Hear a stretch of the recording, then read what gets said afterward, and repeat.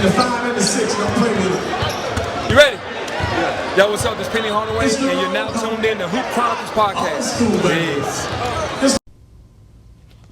If you're tuning in to Hoop Chronicles podcast, you've been subscribing, you've been watching, you've been liking, you've been sharing. We appreciate that. You one of the players on the podcast. You one of the players. If you could, just like, subscribe, put your jersey number and the city where you're from in the link below. So today on Hoop Chronicles podcast, I got my guy, Coach Yusef. He'll be telling us his story, his journey, and where the game of basketball have taken him. So today on Hoop Chronicles, our very first question that we like to ask on Hoop Chronicles is, who put the ball in your hands? First, my dad, at probably around 6 years old. So I started playing in Atlanta at Adams Park, which is crazy. Because I started playing basketball and baseball. Tried football for a bit, but they were hitting. Yeah. So I wasn't fooling with it. Take me back to the gym. Early on, you said your dad introduced you to the game. Is there any skill that you had any skill that you were good at early on, like being introduced to the game? Leadership. Being a point guard from the beginning, like, it's crazy because I ended up being a two guard in high school for a little while, and then when I got to college, I switched back to the one. But just leadership skills from being able to organize a team and balance the floor and see it differently than others, like 2 plays ahead. Like I had that early on from the stories they tell me. I haven't seen them, but from what they told me, that's what they saw. Did you start in a rec league or a church league? YMCA league. YMCA Over in Atlanta, yup. So we played against Ben Hill and other neighborhoods that we had 8 teams. You know what I'm saying? Ben Hill used to cheat. For all you Ben Hill folks out there, we know y'all were too old. But like, we played against some guys, man, coming up. And it was the same thing as like you do in the neighborhoods, but it was organized. I was gonna say, learning that YMCA rec league, playing that league early on. What's something you think you gained from? Did you learn how to be the man, or did you gain the fundamentals early on? Early on, they was teaching us more fundamentals back then. Like, it was more about how to be a team, you know what I'm saying, and how to play together. So, like, early on, we shared it, you know what I'm saying, when we played that. Like, it wasn't about one person being the guy. It was about everybody being a guy, you know what I'm saying? So, like, they taught us how to share the ball and play with each other because it was more, sort of like that camaraderie that I learned early on. That YMCA team, are y'all going out of town? No, it was just all local. We didn't travel at all. Y'all winning? Yeah, we were winning now. I've been a winner. Okay. I've been a winner most of my career. Okay. Yeah. You say y'all winning. So you play, how long does this league last for you? Like, when do you transition to like a little more competitive basketball? So crazy thing is, in 3rd grade, my mom moved from Atlanta to Mississippi, to Jackson. And so when I got here, 3rd grade to 6th grade, I wasn't in anything competitive at all. I played around the neighborhoods and did different things like that, and I would walk neighborhoods and find goals to hoop on and go to the park and stuff like that. So it was really, unorganized basketball that I was doing for them 3 years. And then my mom sent me to Piney Woods at 12, 7th grade, and that's when it became more organized when I got here. In 7th grade. Yeah. When you get to Piney Woods, for the people who don't know, this is a private boarding school, mid of Mississippi, no man land really. Yeah. I'm not gonna.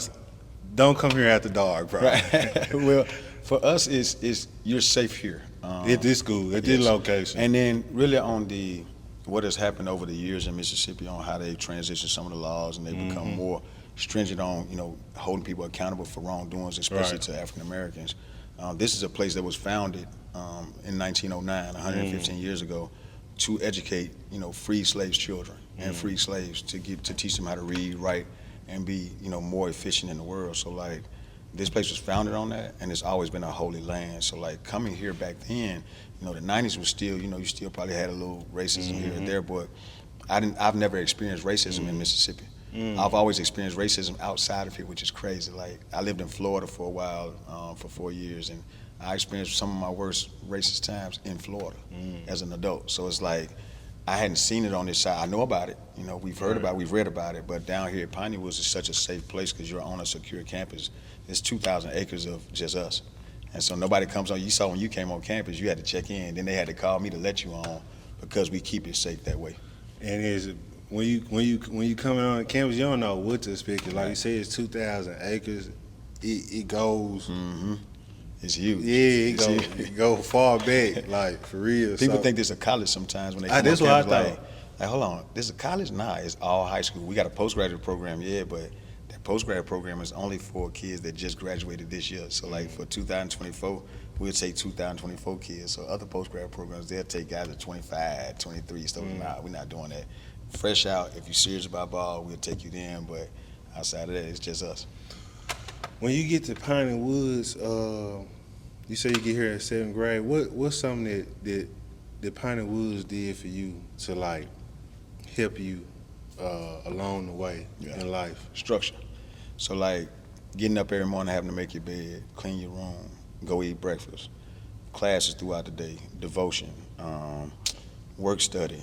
I mean, everything that you can think of that you would need to be successful as an adult, they teaching you from a young age. So like, to this day, I still get up at an early time in the morning because it's just a natural clock of mine, you feel me, of my body from here. I still know how to organize and do certain things. And like then education-wise, they took me to another level with being able to, write and articulate and be able to speak, I'm saying, in front of crowds, in front of people without a problem, properly, you know what I'm saying? So like, it helped me tremendously in those aspects. And then just becoming myself. Like, I was so lost, you know what I'm saying, with my dad. And I tell people all the time, the reason why we ended up in Mississippi because my dad ended up being on substance, crack cocaine. So once he hit the crack, our life changed, you know what I'm saying? It became from moving to Atlanta to here, culture shock, coming from the city to the country, and then turn around, meeting new people, and then coming here and meeting more new people. But coming here brought me back to like some reality because I had friends from Atlanta that were here. I have friends from Alaska, Africa, the Virgin Islands, so it gave me a lot of culture and understanding what other people go through, and I'm not the only one. So it kind of gave me some therapy in a sense, from dealing with what I was dealing with. But, it just gave me a lot of structure and a lot of experiences that you don't get at a regular high school. Cause you said something about like that crack, your dad being on like the substance and stuff. Not crack, I'm sorry, but substance. And oh, it was crack. Oh, it was crack. Oh, yeah. I ain't want to just. Oh, it's crack. I ain't want to be. But do you see him hit it? Did you? Yeah, we got into it about it. And that was old when I got older. So when he went through his troubles in Atlanta, my mom moved us. So I didn't get a chance. I didn't interact with him that much more until I got older. Right. And so when I was older, man, I can recall like I picked him up one day. He told me to come pick him up. I went and picked him up. And riding around, and I could just, I knew what the crack smelled like. So when he hit it, I thought he was firing up a cigarette. So when he leaned over and hit it, and I smelled it, we got into it a little bit about it because I ain't appreciate that at all. One of my family members did me like that when I was young, and it's like you don't never forget it. The look, did they look at you? The yellow eyes, the smell, the stinking smell. I don't really remember the smell because I was like real young, like 4 or 5. Okay. But I do remember one of my uncles, and then like my mom coming in the house being upset, cause she sent me in the house to go get him, and she was like, "What's taking so long?" So she came in and saw what happened. Yeah, I know she went out. Yeah, she was heated. Yeah. It's that type of like, and I tell people, man, like the Lord took me through things, for me to be able to share my story with others to help them through that process because it's a process. Like, I didn't tell. Not a lot of people knew what we were going through back then, you know what I'm saying? Right. They just saw me acting out, and they were like, oh, he a bad kid, or he this, he that, oh, he got anger problems. And I realized, the whole time I'm dealing with that stuff on the backside. I see other people with their father and their mother, you know what I'm saying, with 2-parent household. I'm like, man, why I can't have that no more? Because I had it before, and we were like this. But then, as years went on, it hardened me a lot, you know what I'm saying, on some, made me tougher.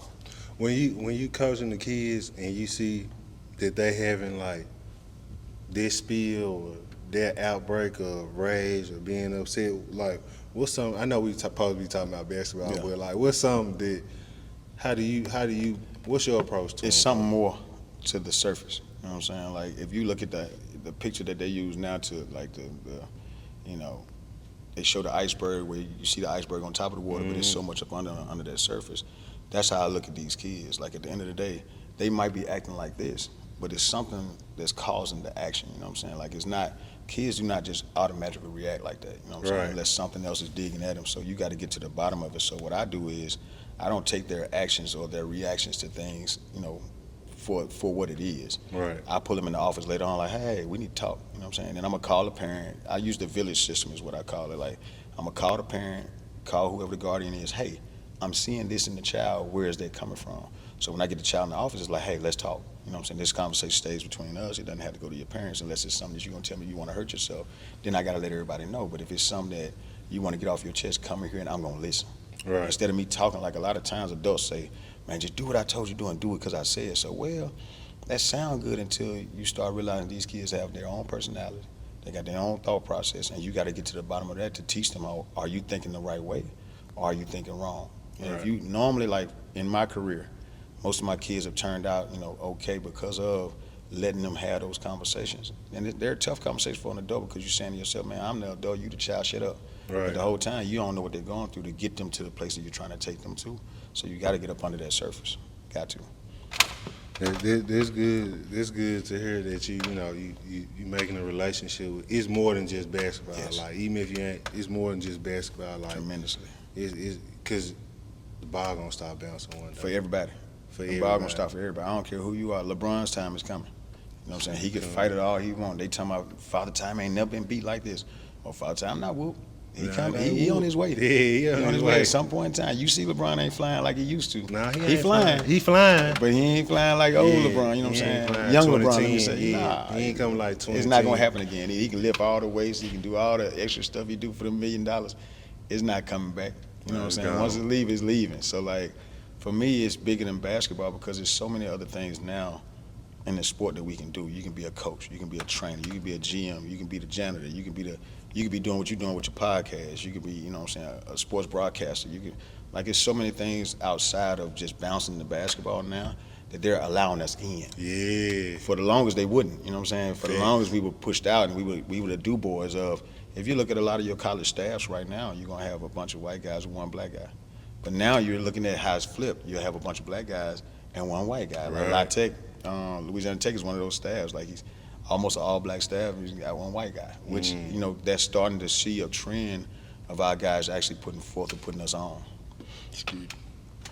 I love to see our black guys like get the chance to coach and really get a chance to embrace the culture like with the kids because truth be told, like we gonna be able to relate to them more than the other guy is. Like, you know what I'm saying? We come from the environment they come from to understand them. And not a lot of people understand us as a coach. They don't, bro. You know what I'm saying? And they don't take the time. Some people do take the time. I give some coaches, out here that, have really dug into it and really found out what makes us tick and how to reach us in different ways. But it's so many that don't, and they don't understand the kid. And so, like, the kid might act out. You're not knowing the kid might have just lost his best friend. Might have lost his uncle the day before. No lights on. No lights on. Didn't eat. You feel me? Like, mama back home starving, barely getting to work. You know what I'm saying? And you're thinking about all those things, and you're living in a lap of luxury at let's just say University of Nevada. You chilling, but your mom back at home struggling. You know what I'm saying? So it makes it hard for you. Want me to focus on basketball and focus on what you're talking about? Come on, man. Like, I got too much going on. So like, they never get to that bottom of it. Some coaches never get to that bottom of it because all they're in it for is the check. Yeah, man, coach, I ain't gonna lie to you. Like, I was an assistant coach one time for high school, man, and at Lincoln High School to be exact. And this where Chris Bosh went, Byron Eaton. Okay. This a basketball Factory. Yeah, man. When I got there, they were just okay with being okay. Yeah. You know what I'm saying? Yeah. Like, well, we made it to the playoff, and we made it to the second round. We like my first year there, we went 0-15. I don't think we won. I think we won like later on in the season, like to right before Christmas break. I think we probably won like 1 or 2 games before Christmas break. That's brutal. And then they still made it to the playoffs. They were happy about being, you know what I'm saying? They were. And in my head, I'm like, can't be happy with this. How? Like, we gonna turn? We ain't making no progress. Like, when you think of coaching, when I think of coaching, when I think of basketball, like, I don't think of the ways that I can make this person better. Not just for me, not what he can just do for me, but like, let's just say you got a 6'5". Let's just say you got a small team, and you got a guy that's 6'5", and he just got to play in the paint. But Right. you're gonna still show him all the other skills and necessities that he needs to play on the next level. Right. That's what we not seeing. Because you get a lot of, like, the system is thrown off, if you ask me. And I'm in Texas, so there's a lot of politics too. Yes. And so when they came out with the whole, oh, you got to have your teacher certificate in order to coach, right? So, well, you got a science teacher coaching. He might not know the game. Math teacher. And all they trying to do is get that extra stipend on top of the check they got. You know what I'm saying? So Right. they'll do it with no problem. But are they really invested in what's best for the kids? You know what I'm saying? That's the Not question you have to always. ask. Not always. And so, like, and I'm not saying that it's like that for everybody, but when they did that, you took a lot of coaches out of the building that were really good coaches. Because don't know I really want to teach for real, bro. Like, I ain't gonna lie to you. I was a kindergarten teacher, bro. I did it twice. Yeah. Bro. And It ain't for you.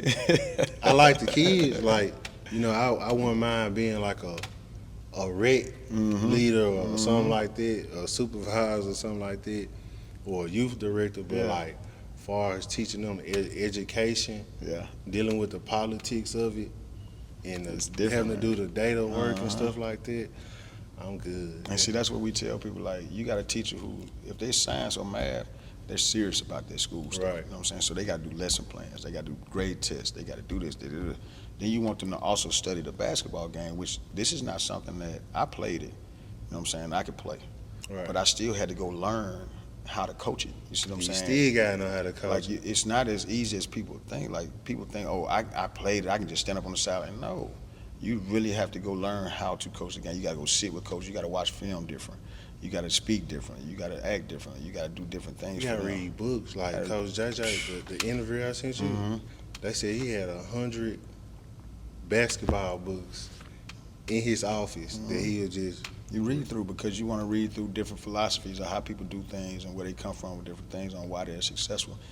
Coach JJ and I have a funny story.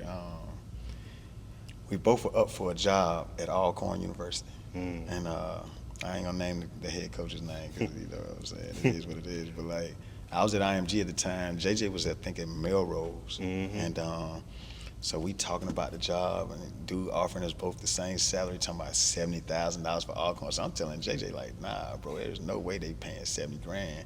This back in 2011. It's like, bro, they not paying $70 grand, bro. Ain't no way. This Alcorn, it's a swag for an assistant job. I'm like, nah, it's not gonna happen. So JJ like, I'm gonna do it. I said, all right, well, I'm not. I'm staying right here at IMG. I'm in Florida. It's sweet, Right. you know what I'm saying? Warm weather. Warm weather every day, you know what I'm saying? I'm chilling. I got studs. I got guys that's about to go to the NBA and all types of stuff. So, boom. JJ said he resigned from Melrose or whatever school it was. He resigned, bro. And I think he broke his lease to go down to the school, pack his car up, go down there, get on campus. The man tell him, like, man, I don't have no job for you. Ah, man. Man, he called me. JJ was so pissed off. He was saying all types of stuff. I ain't gonna repeat it, JJ. Nah, I you ain't ain't got gonna to. repeat nothing you said, but I'm telling him, like, bro, you can't do nothing about that. Like, you gotta accept this hit. You gotta accept this loss. I'm not sure what JJ did to pick up the pieces from there, but I know it was a real awkward, bad situation. And I tell people, like, this game ain't sweet, you know what I'm saying? Yeah, it Like, ain't sweet. You gotta be careful on who you dealing with, how you dealing with, and how you moving out here because dudes ain't moving right a lot of times, a whole lot of times.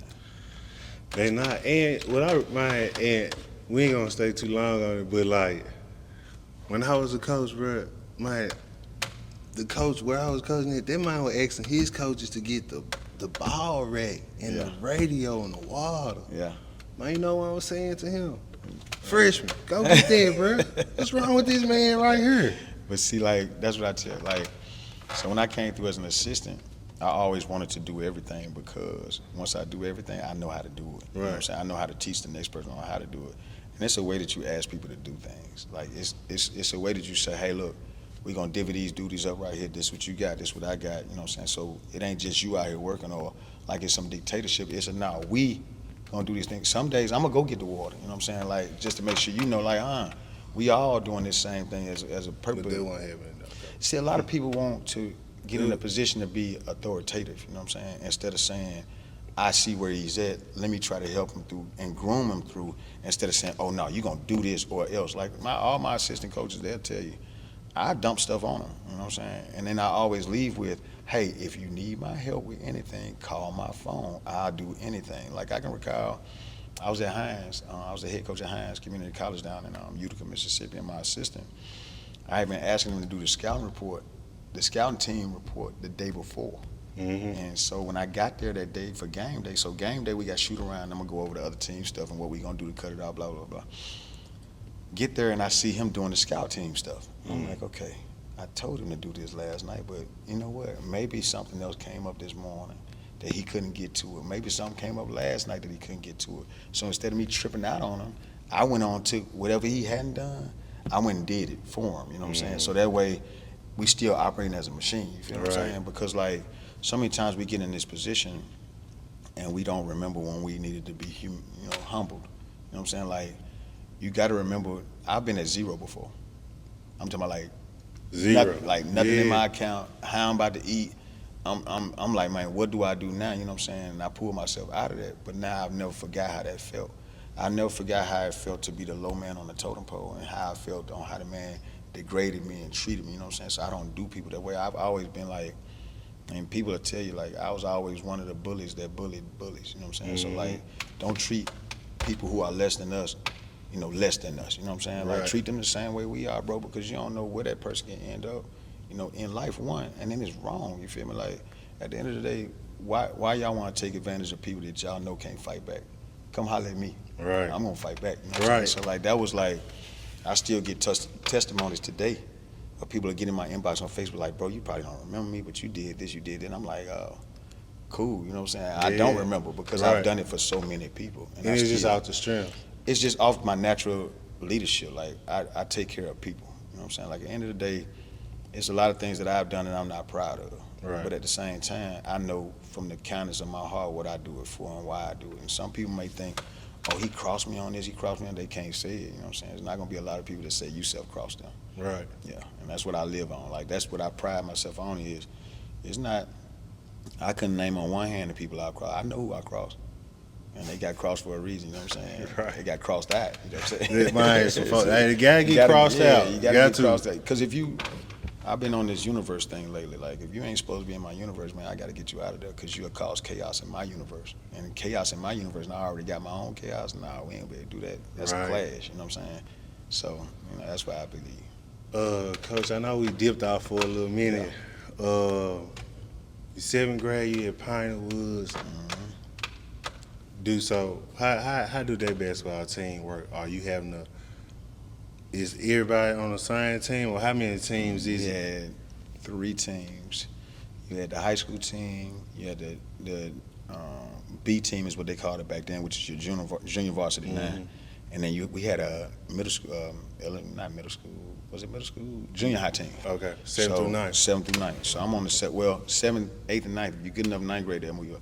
So 7th grade, we are on the junior high. Matter of fact, no, 7th grade, I get cut. What happened? Talk about it, Coach. I couldn't go left. You know what I'm saying? And then I wasn't confident. I had no confidence in myself at all because I had been off from playing basketball for 3 years. So I hadn't played anything organized. I'm just outside hooping or whatever.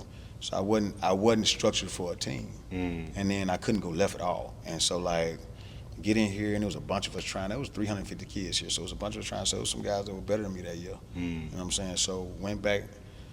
All 7th grade, I played basketball every day, and I worked on going left every day. I went on the outside court. I remember telling some of my peers, like, if I score going right, don't even count the basket.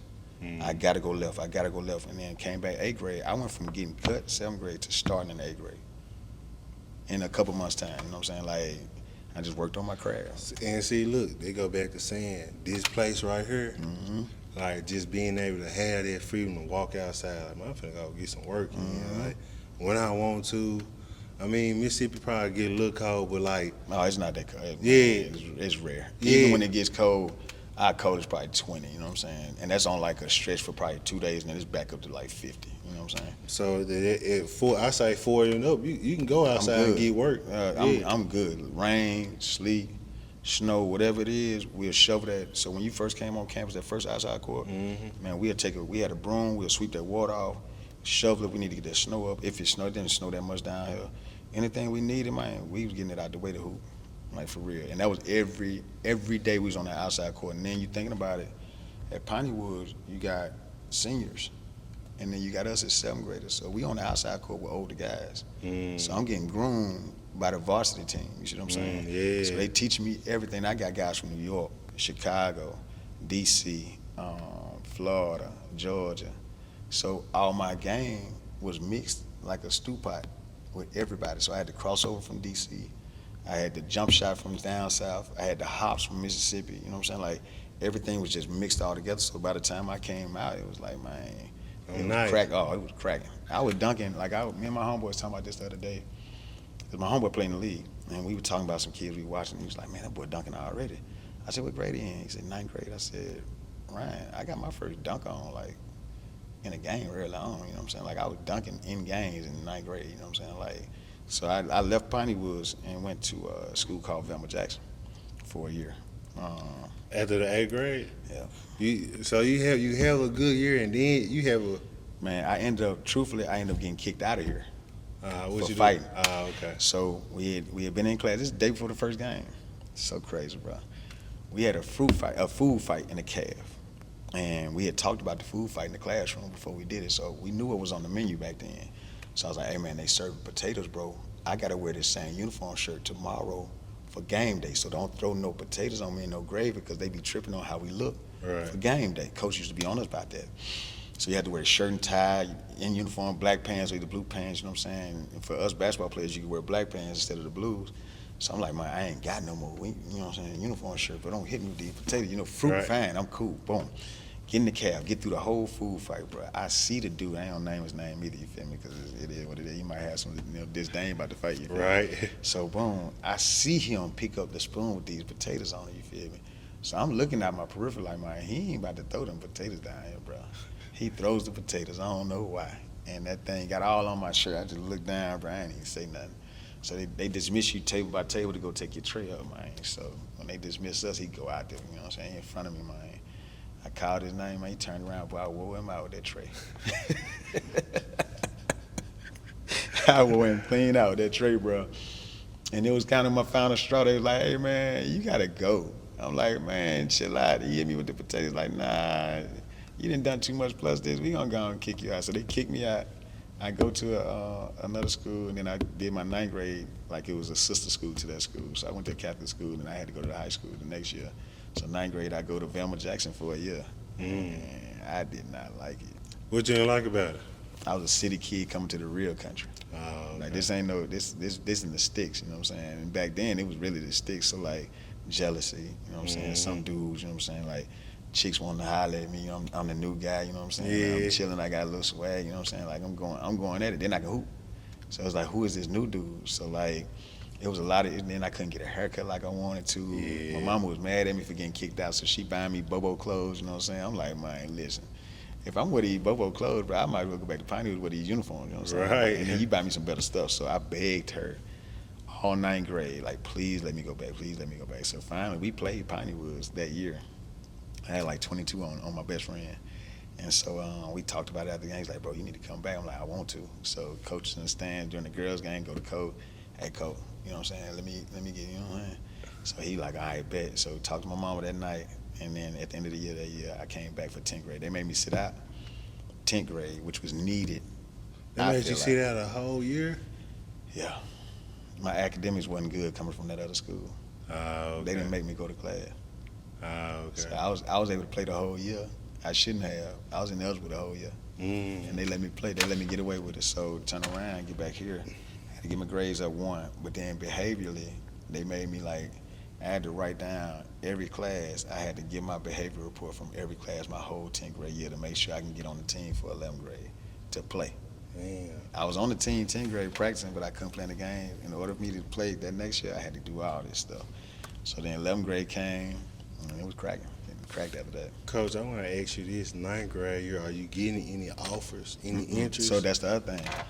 I go to coach after the year. I'm like, hey man, you know, my homeboys talking about going to school and stuff. You know, what I got? He was like, man, don't worry about nothing. You gonna go to Mary Holmes. Mary Holmes. I was like, what's that? Like, it's a junior college right outside the city. Like, we ain't in no city, you know what I'm saying? I'm like, Mary Holmes? Nah, I'm straight on Mary Holmes. I'm going back to Piney Woods where they going to school. And that's one of the reasons why I left. That was another reason I left, because, like, all my friends were being recruited, you know what I'm saying, that I came in at Piney Woods with. So, like, I'm like, man, I need to go back to that. They getting offers. I need something. And then winning-wise, this place always won. Right. They couldn't win they never had won a championship, but they would always win. And then having that flavor from different cities and friends and stuff like that, I really enjoyed that camaraderie, that part of it. So I came back, man, and like I say, set out 10th grade. What's your mindset when you sitting out there 10th grade year? Cause like you said, you just coming off a hot year. It's brutal. You watching games. They losing games. Like, they go to the playoffs that year. My homeboy, my point guard that I came in with, and we both came in 7th grade together, he got suspended for the playoffs. They go up there with some of the other guys, man, they were cool, but they wasn't, you know what I'm saying? They wasn't that, you know what I'm talking about? Like, that's just being honest. I ain't trying to knock nobody. Nah, like that. Sometimes it needs to be heard, bro. Some people need to know. You know what I'm saying? And they knew, you could tell they knew. It's sort of like if you watch the Last Dance, or no, I'll give you one better, the USA documentary with Magic now. And how Magic and Bird was like, man, we don't want to pass the torch, but we got to pass the torch to these guys. That's how it kind of was for us. My point guard and I and the rest of our class, 95 class, because 95 is the first championship here, ever.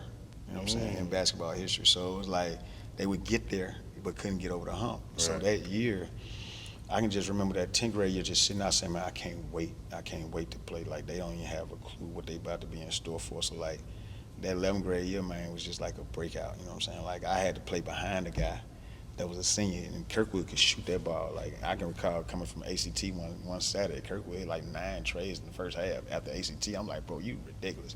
But Kirkwood had some limitations. Wasn't as big as I was, couldn't go left, wasn't as athletic as I was. And Kirkwood, I think, played on a torn ACL all year, his senior year. But could shoot it, but it was a lot of other limitations for college for him.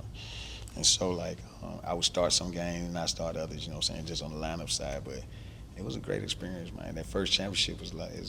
So you got that first championship after you set out that year. Yeah.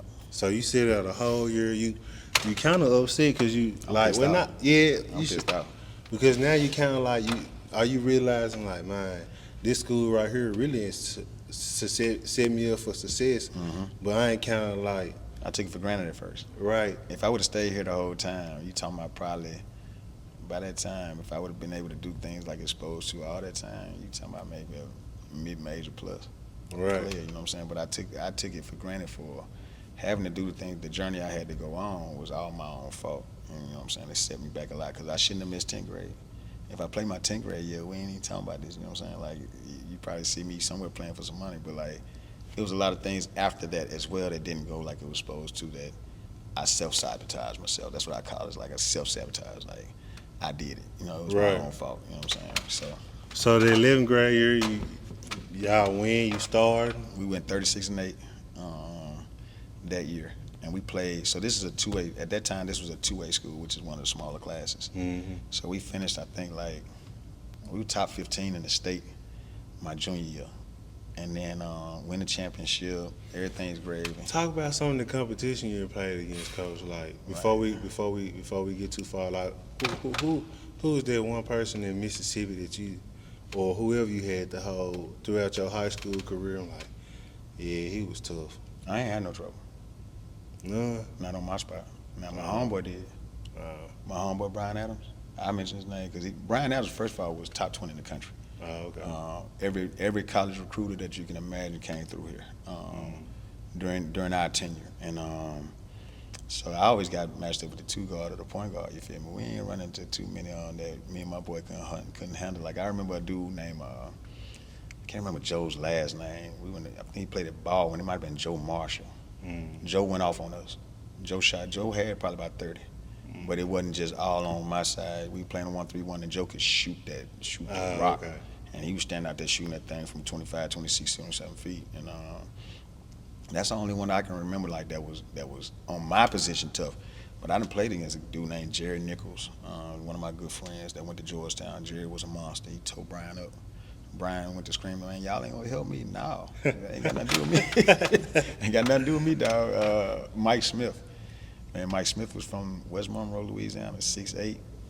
We was in Missouri. He jumped tap. When he got the jumping tap, man, he slid to the timeline and tray ball that thing. I said, oh, that's a bad matchup, coach.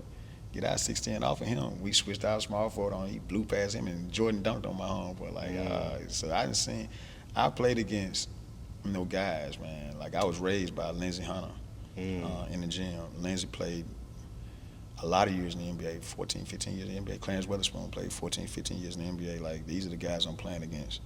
How you playing against Lindsey Hunter? Because when they would come home from the pros, we had a pro-am in Jackson that was Jackson State Summer League. And then, like, Coach Wayne Brent used to open up Provine High School for us and lock us in there with them. And so we would get all the lessons. And then the college I ended up settling on, after I got in trouble, we'll get to that, but Tougaloo College had a great run, too, to where in the summertime, that was one of the best runs as well. So you're talking about Jackson State runs, Tougaloo runs, Provine runs. It's all the same guys because it's invite only. Right. Like, I messed around one time, bro. I had to get a ride because I had no license. Homeboy take me. We played the whole day. Bailey High School, Coach Darren Chancellor. Darren Chancellor played in the league as well. Went to Southern Miss, played in the league. So in D.C., ended up opening the gym for us. I ain't turning around. That was my ride. My homeboy was my ride. So my homeboy don't get on the floor till like the last 2 games or so, you know what I'm saying? We really done, you know what I'm saying? Yeah. So he couldn't play like us, but he was, you know what I'm saying? He was my homeboy. He was decent. Man, get through games over, we sitting down, you know what I'm saying, taking our shoes out, talking, shooting the breeze. Somebody just like, hey man, who dude came with? Like, who? Like, dude right there is my ride. I said, if you can't come back next week, why?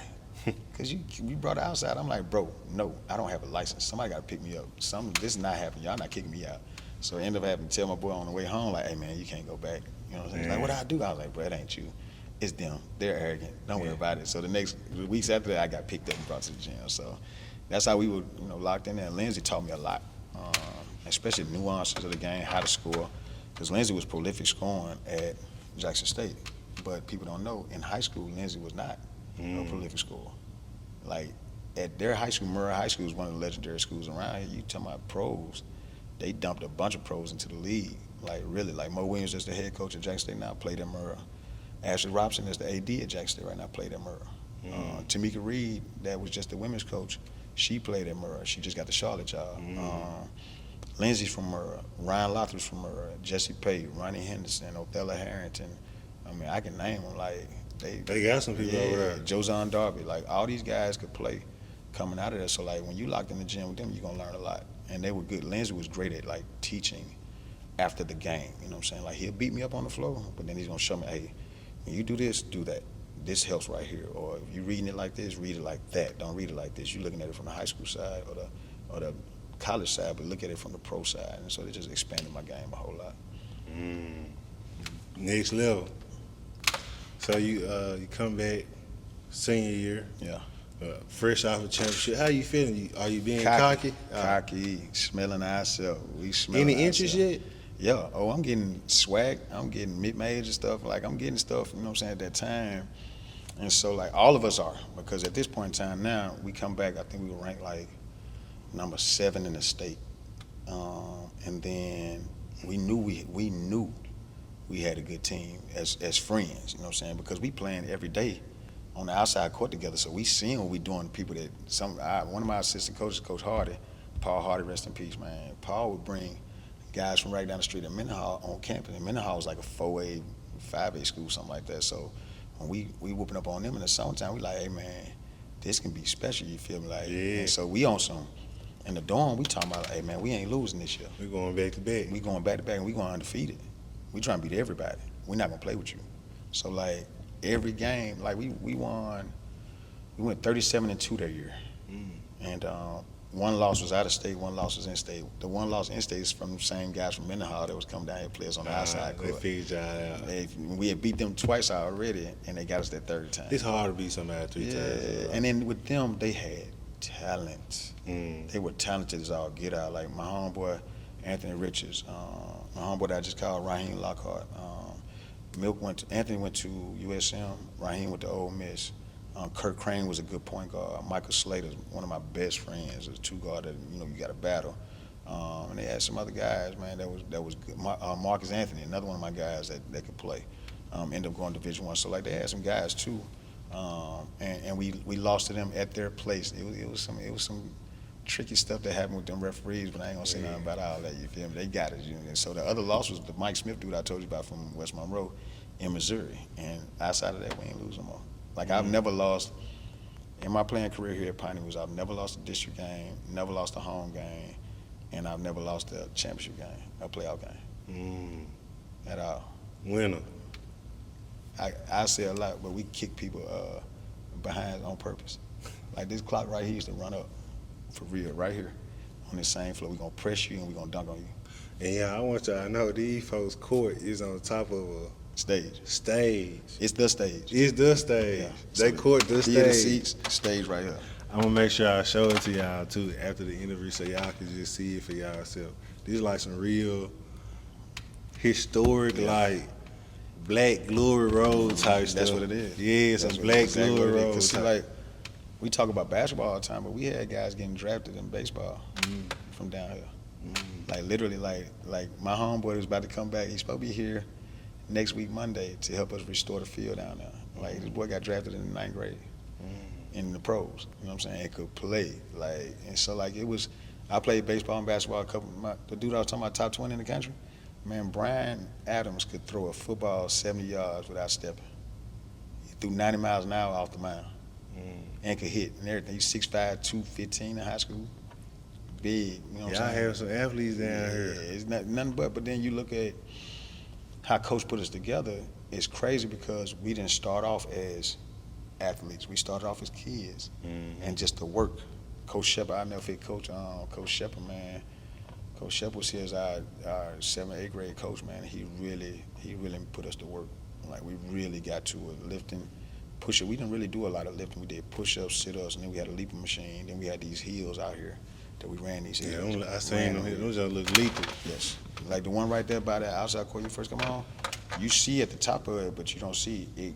It drops, then it drops again. And so we had to run that hill out for every sport. You had to run that hill. So I ran cross country.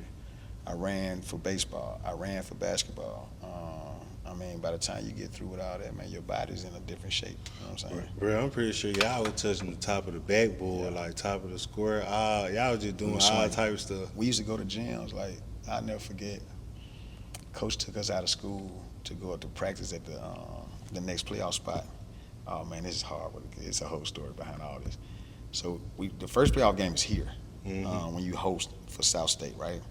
Night before South State game, we get in our baseball uniforms, so we done with practice, and really practice was a light practice that night. So we used to always hide the ball behind that curtain over there.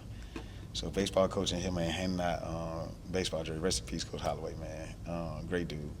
Giving out baseball. So we like, Coach, we gonna hoop right fast while you giving out the baseball jersey. I don't care what y'all do, just don't mess nothing up, don't get hurt. Cool, Coach, we ain't even go that hard.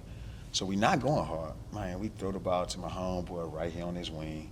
He go up there and dunk the ball on the side of the bat, like dunk it right there on the corner of that bad boy and shatter the whole thing. We got a home game tomorrow. Coach come back, like, I can't believe, Coach didn't cuss. I can't believe you birds, da-da-da-da-da, went off on us. They replaced that bad boy. You see the difference in it. That bad boy was newer than that one because we broke that one. All right, we break that one. They fixed it, we had a game, we win. So the next spot we going to is Union, Mississippi to play in their gym for the next 2 rounds. So he take us up there for practice at lunch, right? So we ain't thinking nothing about it. We just going, we happy to be out of school, bro. I don't care, you know what I'm saying?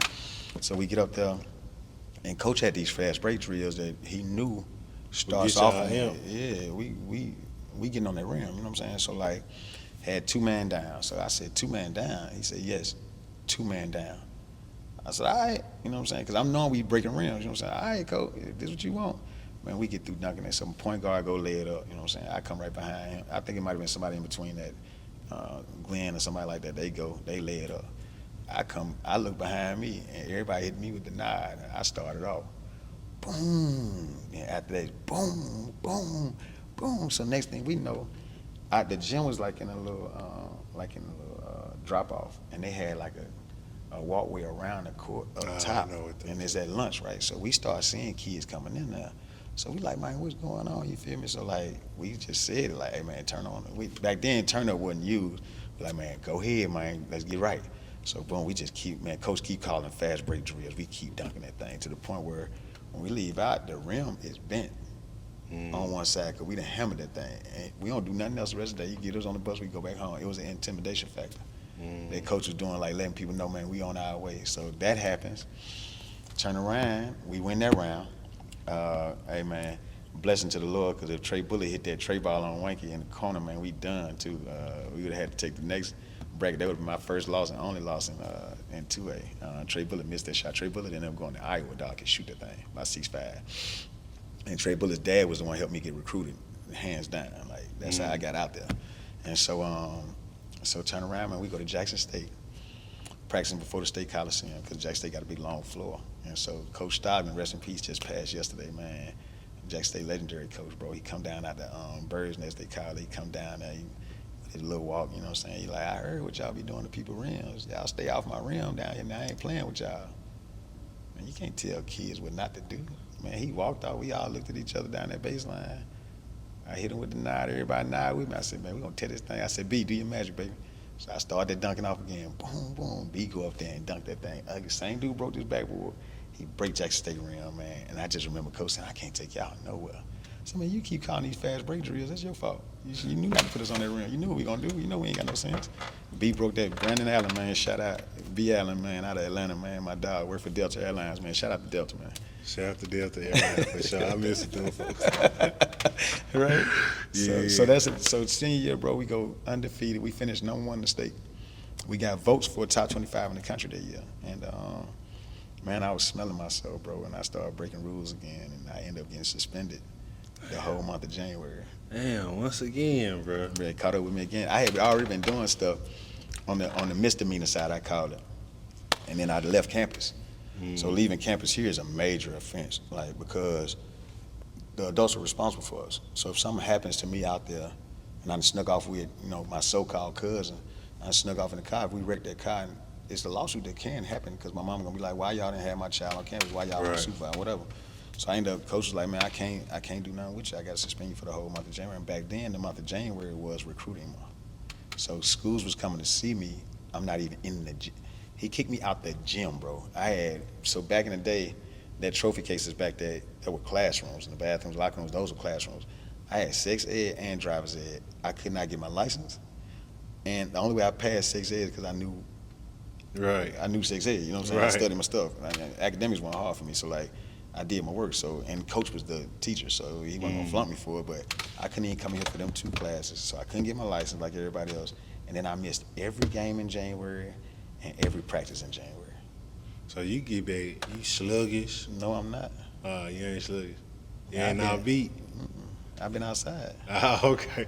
The ball don't stop. I'm hooping. Okay, he stopped me from coming here. That's fine. I'm out there though. And then like for me. But see, this bruh. Today kids today don't have that mindset, bro. I'm gonna keep working. Cause see, like I was already in such a shape that I tell people 10 years after I stopped playing, I was still in shape. Because of the stuff that we did here and the stuff that I knew how to do my own. You know what I'm saying? I don't need you to get me in shape. All right. I'm gonna be in shape when I show up because I got something to do when I get there. It's a point to prove. Every school, every team that I've played on, I've started. I don't do all that coming off the bench and all that.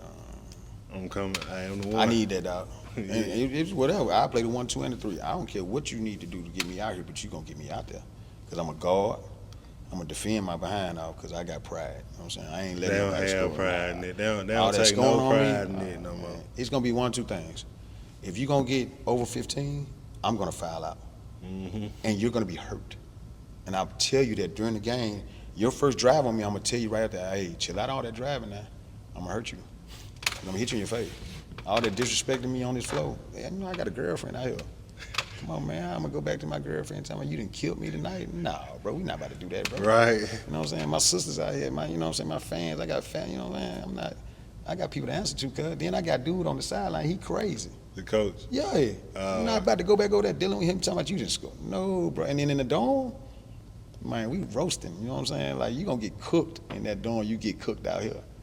So, like, it was that brotherhood, like, we were real brothers, and, like, all of us depended on the next. So it was like, you got to hold up your end of the bargain, you know what I'm saying? People be talking about help defense.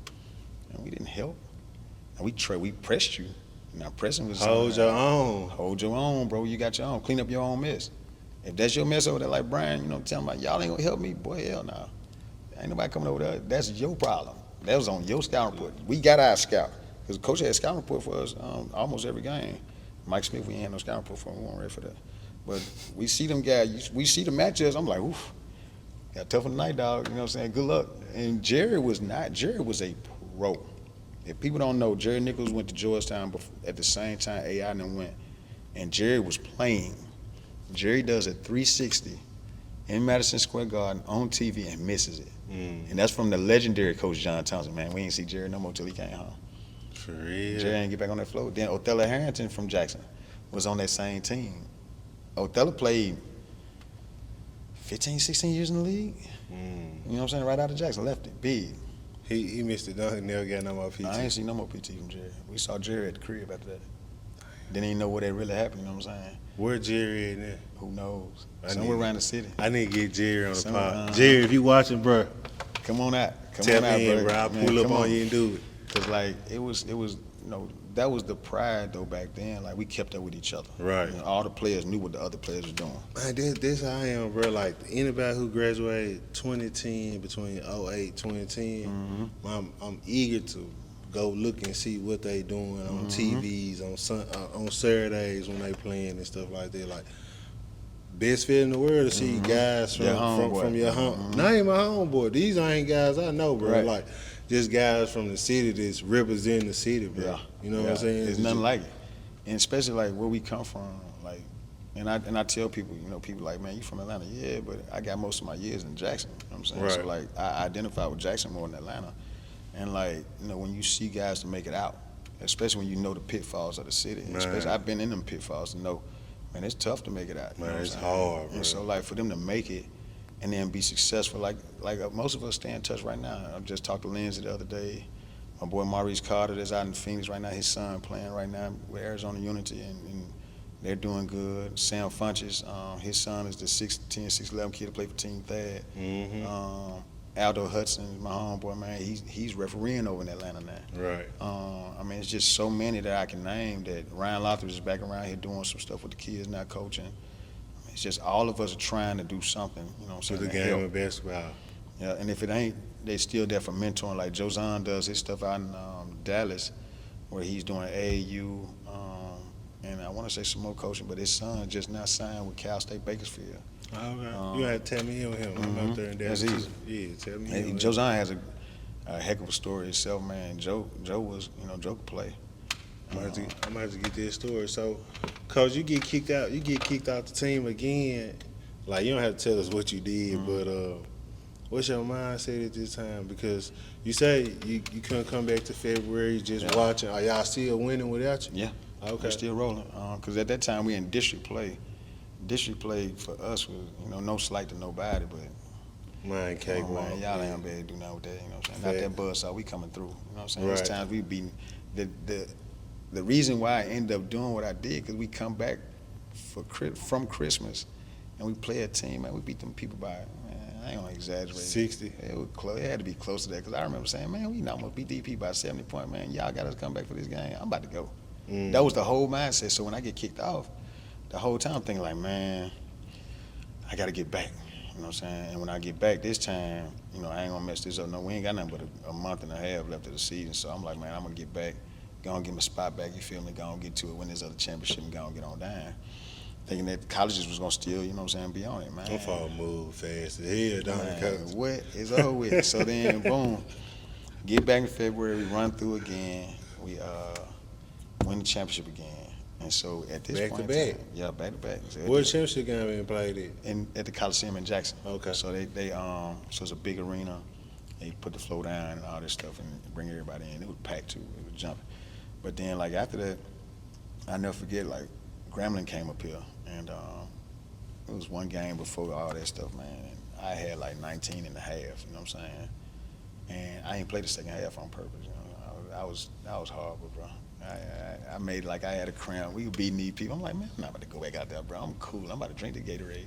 So I turn around, sit down, Grambling coach coming off, and he's sitting there talking to me like, man, they say you got a little issue, man. Like, you're a little crazy, man. I said, hey, man, either you gonna recruit me or not, bro. I'm not about to do all this talking. The coach looked at me like with the look. Then he looked at my coach. My coach gave him the hands up like, I told you. And dude walked out.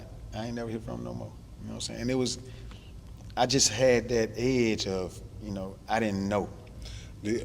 So, I mean, you said like the school gave you some structure though, but like, do you feel like you needed just a little something else besides the school structure? Maybe a bat upside my head. Yeah. So like, they paddled us back then, but like for me, man, I tell people the stuff that I was fighting internally, right, that nobody knew about, right, that nobody I got any help with.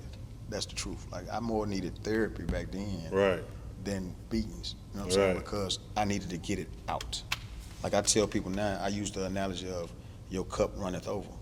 So my anger, if you imagine putting water in a cup, after a while, if you keep putting that water in, it's gonna spill over. Right. When it spill over, you don't have no control of how it spills and where it spills and how it's gonna go. It's just gonna spill, right? Right. Well, that's how I was. I was a volcano at all times. Like the wrong thing set me off, I'm gone and ain't no coming back. Like fighting, stuff like that, man. Once I start, we fighting for the rest of the week, bro. Bring your suitcase. You know what I'm saying? Because I gotta get hold of something every day because I'm that mad, and not knowing that whole time I just needed some therapy. You know what I'm saying? Like I tell people now, all the black communities, I hear moms saying, "Don't bring my business into nothing." Man, that business go be out. Yeah, you go therapy, man. It helps. I ain't gonna lie, bro. Like therapy do help you. Help, you be. I don't necessarily go to therapy though, but I find people to. I'm trying to work on getting better, like, just talking it out, like, not keeping it so bottled up. And like you said, gotta express it, bro. Cause once it's over flooded, and then what's so crazy? It don't take nothing to make you mad. Yeah. One trigger, it could be something small, you gone. I ain't did it before, so I know. Yeah, and so like my snap used to be fighting. So like I can recall, man, I slammed my homeboy, bro. He ain't even deserve it, bro. And I had got pissed off at his son. We was on the outside court. We were hooping, coming down the floor. So people are gonna shoot during your game. You know what I'm saying? If y'all on the other end, people shooting on the other end, they're gonna try to get out your way, but they might not get out the way. So I come down, ball on the floor. I see he had it. You know what I'm saying? He ain't get it up before we come down. I ain't no slamming him. I ain't gonna name his name either, but slamming him for no reason, man. And I hate that. You know what I'm saying? Do you when you look back on it now? I mean, I know, yeah, it really ain't nothing we can do about it, but you like, do you feel like they kind of like kept people like, man, I'm gonna stay away? I ain't fooling with them. I ain't messing with bro all the time. You know what I'm saying? Like, so like I can recall people saying to me now, like, man, they thought I was 6'5" when they were kids here. I'm like 6'5". He was like, man, Seth, you was like gigantic on the aura side. And like when you walk through, people knew like, hey, don't fool with him. Like he'll do it. You know what I'm saying? And like that was positive for some, but it was negative for relationships for others. Do you think you should just like being able to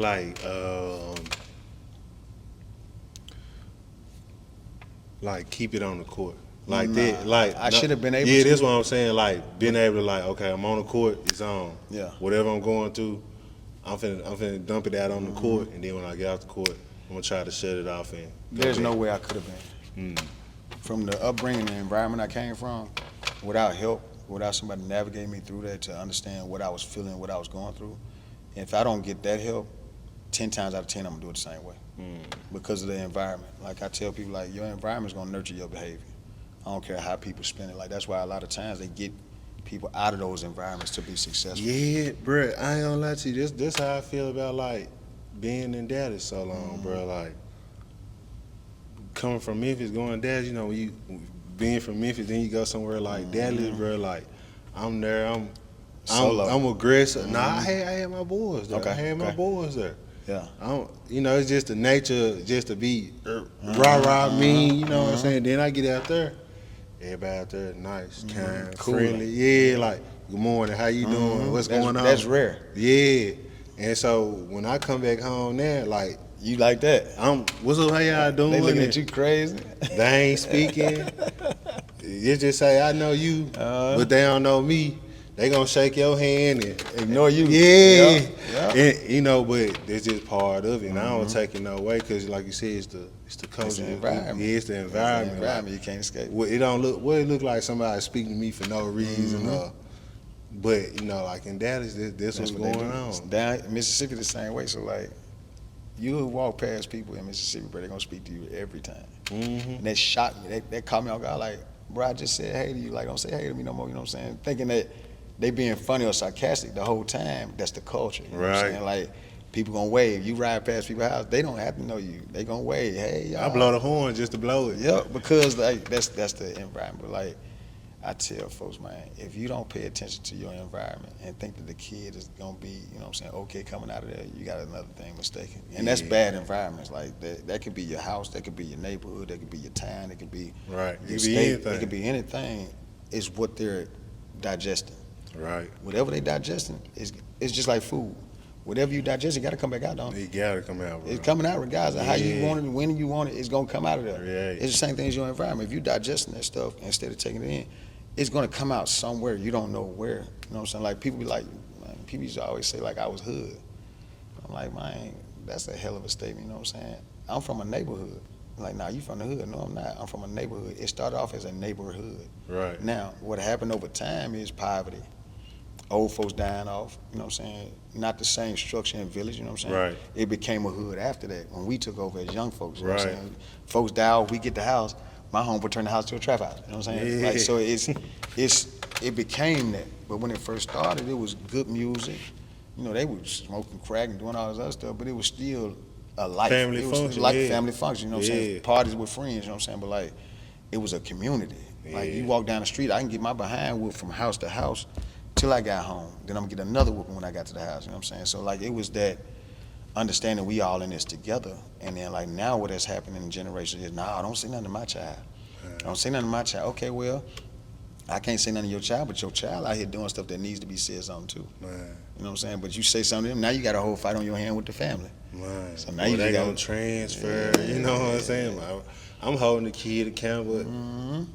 And man, they parents, man, the coach come to me like, man, they don't want, what you mean they don't want me holding accountable? Nigga ain't running, They don't want he that. coming late, like, what you mean don't hold? You gonna be the bad, I don't care about being a bad guy because I'm holding somebody accountable for their actions and what they supposed to do. Like, man, this little kid don't scare me, bro. He 14, 15, however old he is. Somebody need to tell him. Yeah, like, you know, but what I realized now, I think a lot of the kids that I coach, I think they starting to get like, cause I used to tell them all the time, like, bro, man, just being real with y'all ain't gonna make it, bro. Find y'all something else to do.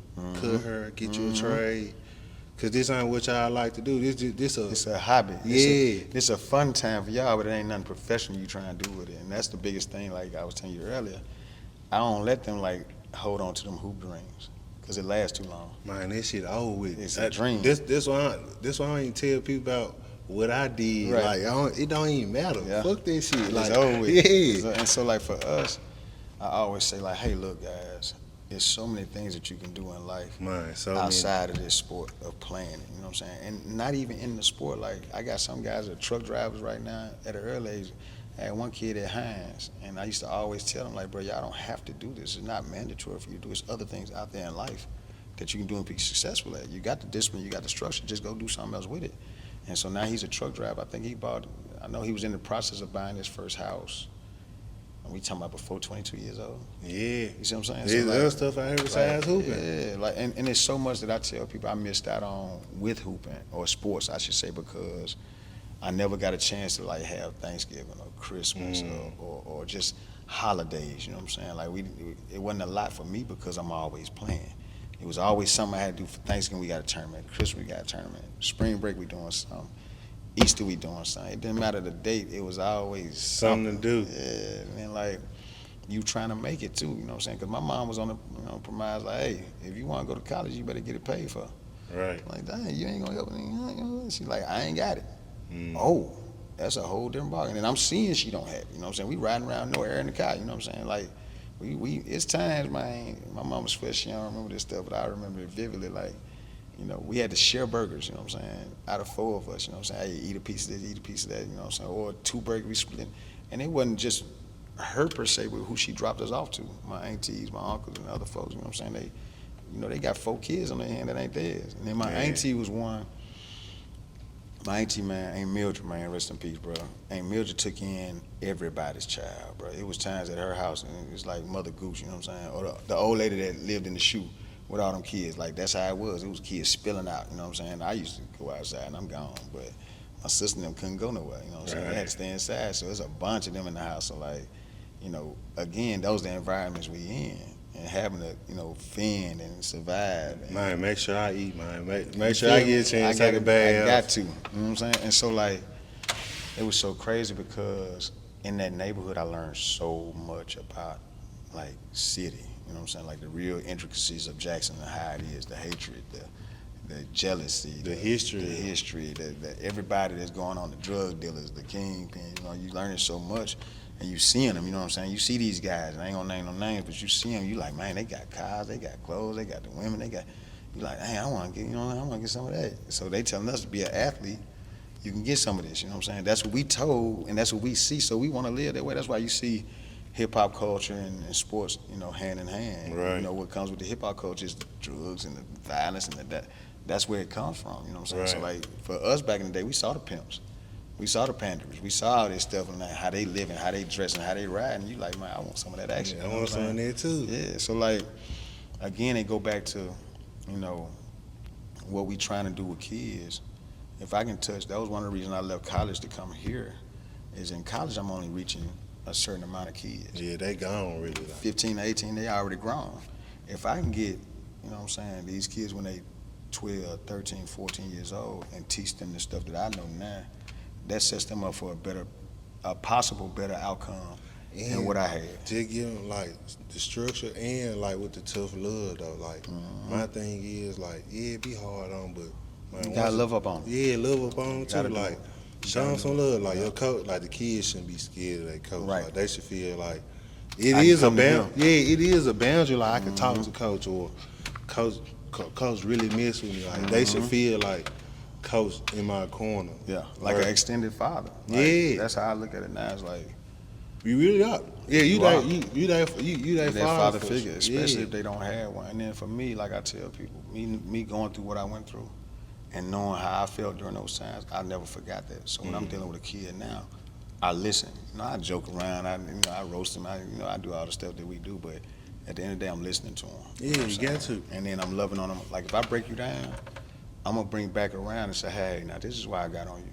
You got to. Because sometimes they don't understand what you're going off about. They really don't know. They ain't been through life already. This they first go round. We old. You know what I'm saying? Like we done been through so much. Yeah. So if we know what they about to go through, we gotta guide them through it by saying, okay, I know how you feel when I got on you. I know you feel, less than anything. But listen, this is why I did that. Do you understand? Right. Now tell me what you was thinking when you did this. I feel now where you coming from. Don't do it like that next time. Do it like this. Why I'm telling you do it like this, because this could lead to that. When they know where it can lead to, a lot of times they avoid it. You know what I'm saying? Like, and I tell people, some kids not gonna listen till they ready to. I was one of them ones. I heard every lesson. I heard everything that people told me. Me too. Everything. Though. And I still did what I want to do. Yeah, because it was a rush. I mean, you kind of get experience is the best teacher too. You know what I'm saying? Like you can say, man, don't touch that fire. It's hot. But man, let me just put my hand over it. How hot is it? Yeah. And I was one of them kids. Yeah, like, I just want to see how hot it is to make sure I don't want to burn. Yeah. I need to know what you're talking about. Like, and I tell people the worst thing you could have did for me is tell me what not to do when I was younger. Because now I gotta try. See why you told me not to do this, and it's exhilarating. People would ask me as I'm older now, like, what made you? I said, man, the thrill of not getting caught. Yeah. You see what I'm saying? Not the thrill of getting caught. The action of not getting caught after doing this, it's a it's a rush. You know what I'm saying? Yeah. Now when you get caught, it's a different rush. It's a legend. Like, oh God. Yeah, hard is something to your stomach. In my stomach. You know what I'm saying? Because the one thing I'm worried about is you calling my mom. Yeah, don't want it, mine. I don't want to deal with my mom. Me either. Never. Love you, mom. Love you, mom, to death. I ain't gonna tell no stories about nothing you did to me, but just know, you know, because like she got on me, bro. My mama was tough. She still get on you? Yep. Yeah, mine do. My mama cussed me out that day. I don't be cussing at me, but she be she just like, boy, you just do what you want to do. But at the same time, I'm just happy to still have mine. Yeah, just still chop it up with her and man, love on, let her know. Love like, her to death. Yeah, let her know. Love her to life, let me say. Yeah. Man, like, my mom was really hard on me. And she had to be because you talking about in the 80s and 90s trying to raise a boy, you know what I'm saying, to a man, and she's not a man. Right. She's trying to be a father and a mother at the same time. It was tough on her because I made it tough, you know what I'm saying? Because I'm doing boy stuff, like I'm getting into stuff, you know what I'm saying? She come home, I'm bloody. Like, what'd you do? Well, we was throwing rocks at each other. Y'all, and it's only, and see, she not gonna understand because she not no man. Boy, you know, we having fun. I be telling people that all the time, like, man, he a boy, like, he just Let him be a boy. You don't know because you're a girl, so you wouldn't understand, like. We throwing bricks, bro, it was so stupid. We started off throwing rocks, okay, it was little rocks. Some kind of way we graduated to bricks, like the broken bricks, like, you know what I'm saying? It wasn't a full brick, it was a broken brick. Cut out, like it's cut out part. And like, we not thinking that it's gonna hurt. That somebody's gonna get hit for real in the head or something. Like, we like, okay, you get hit in the arm or leg, okay, ha. I get hit in the head. Because the boy threw it way up in the air, straight up in the air. I should have seen it coming and all that, but I didn't because I'm looking this way, looking for the other, you know what I'm saying, bricks coming. We've been throwing straight. He threw a rainbow joint, man. And I'm looking, I'm like, man, ain't nobody throwing none. Bam. Like, hold on. Well, y'all threw something? She was like, man, you ain't see that? I'm like, no, I ain't see it. Like, oh, man. Then boom, blood. They ran in the house like, oh, y'all gonna leave me? Oh, Lord, I gotta go home and deal with it myself. Go home. Then I was trying to show out today. Goes back to, hey, every kid want to show out, man. Don't show out, bro. Don't go right. I had on my non-school clothes, bro. I had on some clothes I wasn't supposed to have on at all. Like, literally, my auntie had bought me an all-white Chicago Bulls top and bottom short set, bro. And it was player, you know what I'm saying? Like, and I was supposed to be saving it for like 4th of July. 4th of July, bro. That thing was in the tub. My auntie was staying with us. My auntie was like, take your clothes out, put it all in the tub. So she had the cold water, you know what I'm saying, trying to get the blood out. By the time Mama came home, that blood was not out that thing. Cause you know blood gonna stain, you feel me? Man, bro, I had stitches, and I got my behind beat with them stitches in my head, bro. I never forget. You know, shout out to moms, I deserve it. You know shout out to my mama too, man. But it's just, you know, even in 11th grade, well, 12th grade that year, I ended up, you know, going to this unsigned senior event, man. Rest in peace, Gerald Snoddy, he helped me out big time. And I'm killing every camp, no matter where it is, you know what I'm saying? So going there the first day, and we had a stacked team, man. It was some folks from Vicksburg, you know what I'm saying? Anthony Lumpkin, shout out, man. We tore that thing up, bro. We was swinging on them people rims at Millsaps all day long. And Tougaloo College coach, I'll never forget, he come to like, man, I got to have you. Like, man, it ain't hard, you know what I'm saying? You just got to holler at my mom, you feel me? And so she ended up talking to Coach. Coach gave me a scholarship. I was able to still going full scholarship to college, man, which was a blessing because I had sabotaged everything, bro. Go to Tougaloo, play my 3 years. You started your freshman year? Nope. I was playing behind some dudes. Oh, okay. Like real talk, you know what I'm saying? I got a couple stars, but nah, it's some dudes when I showed up to Tougaloo, you know what I'm saying? Because Tougaloo's in the NAIA, but truthfully, we had some D1 bounce backs. Yeah, we had bounce backs from D1. So like, I didn't even know this because when I came on my visit, I was killed. They wasn't there. Oh, okay. So when I get back for the preschool, because we would come a week early, I'm like, man, who is dude now? Like, they for real with it. You know what I'm saying? Like, I got to deal with this. I'm holding up though. It's my roommate and I. We freshmen. There's a couple other freshmen too, but me and my roommate, we were the top freshmen. And then lo and behold, I stepped away from that freshman, so I'm considered, you know what I'm saying, one of the guys, you know what I'm saying, even though the other guys that were there, they were dudes too, but like, so played the next 2 years, then I dropped out of school. I'll never forget, I was Your last year? It was my 3rd year, my junior year. Okay. So I ended up, man, I see Coach give a kid some money for food, right? I got a pocket full of money because I'm doing something I ain't got no business, you know what I'm saying? So boom, I go to Coach, like, let me see how much Coach food with me, you feel me? Like, I'm gonna see if he gonna give me the same, you know what I'm saying? Little ducats, you feel me? So I go in that thing, like, Coach, I'm hungry, man.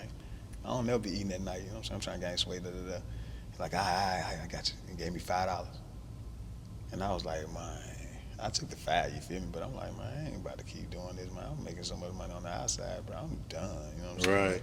Dropped out of school. That's why I tell people, like, when you claim to be a street dude in this business, you really not.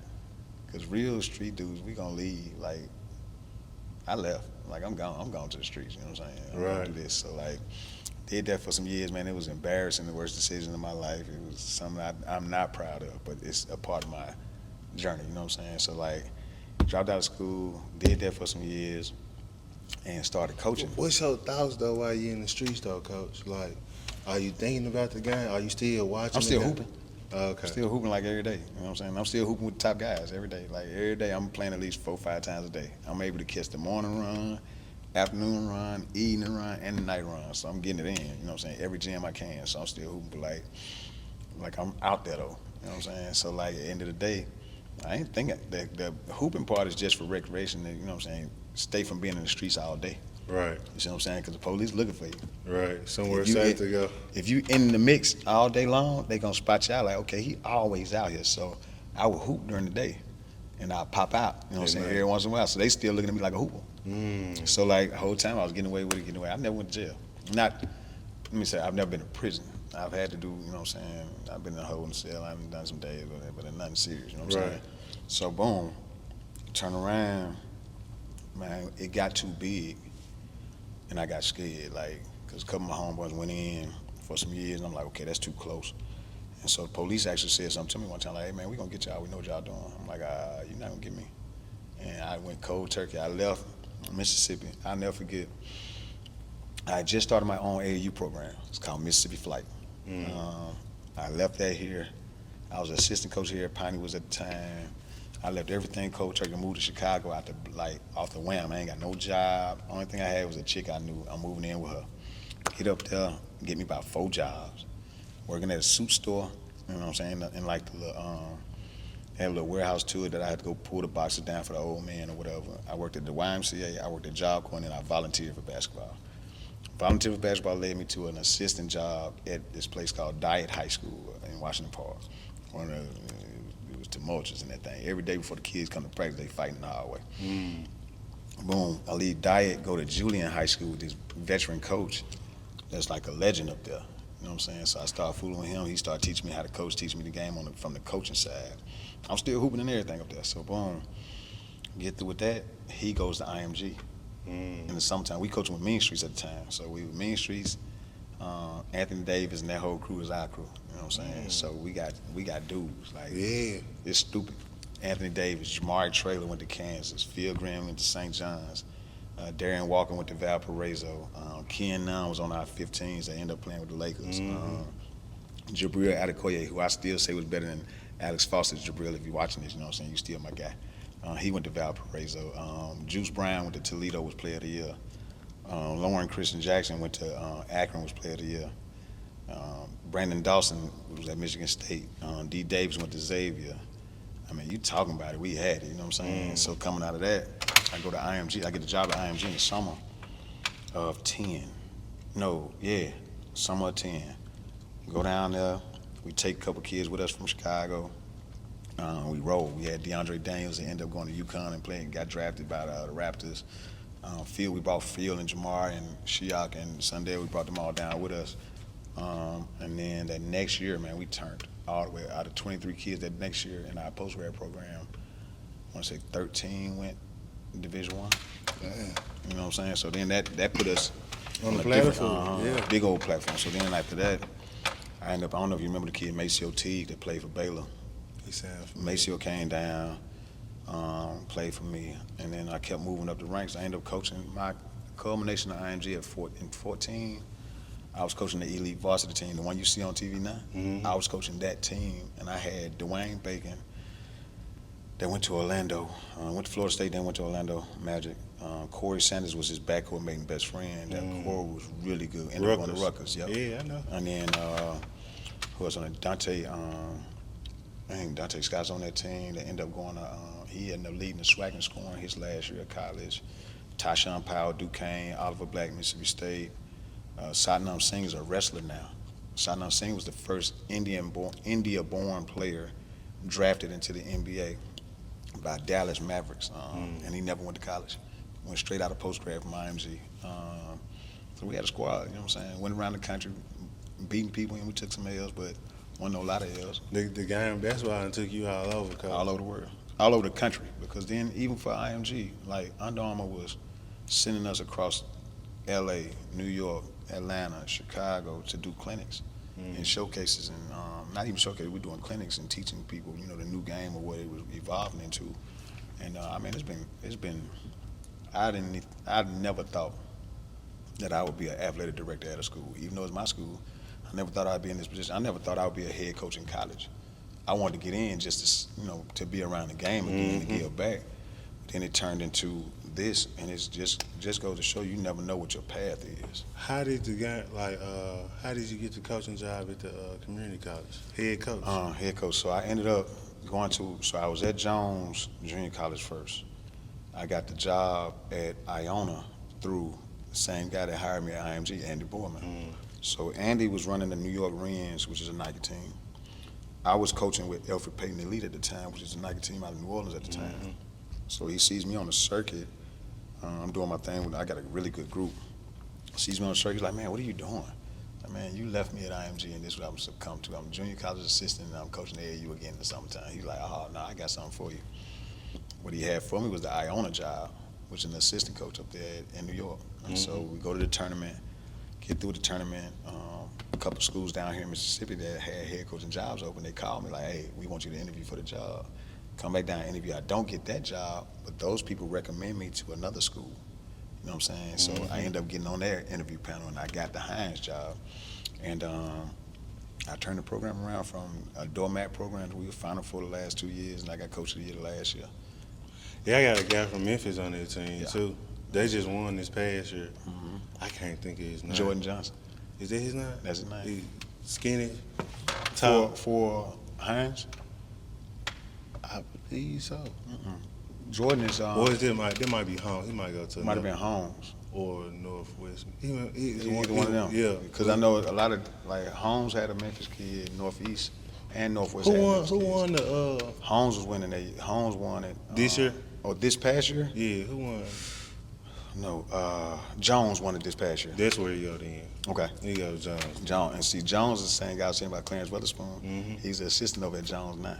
Ah, okay. Yeah, so they rolling over there. But like, I finished up at Hines, got Coach of the Year. Jordan Johnson's on my team, the kid I introduced you to when we were up in Memphis. Jordan was an All-American, second team All-American in the country, Player of the Year in our league. We had the best regular season winning percentage in Hines history. Finished in the playoffs, Final Four. Lost to Northeast in the semifinal game.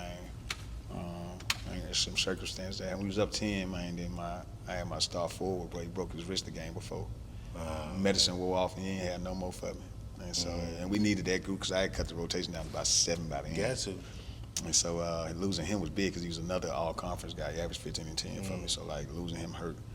And so, and other guys just didn't step up. So it is what it is. But we got done with that, and the president here at Piney Woods was just, we had been talking since like 13.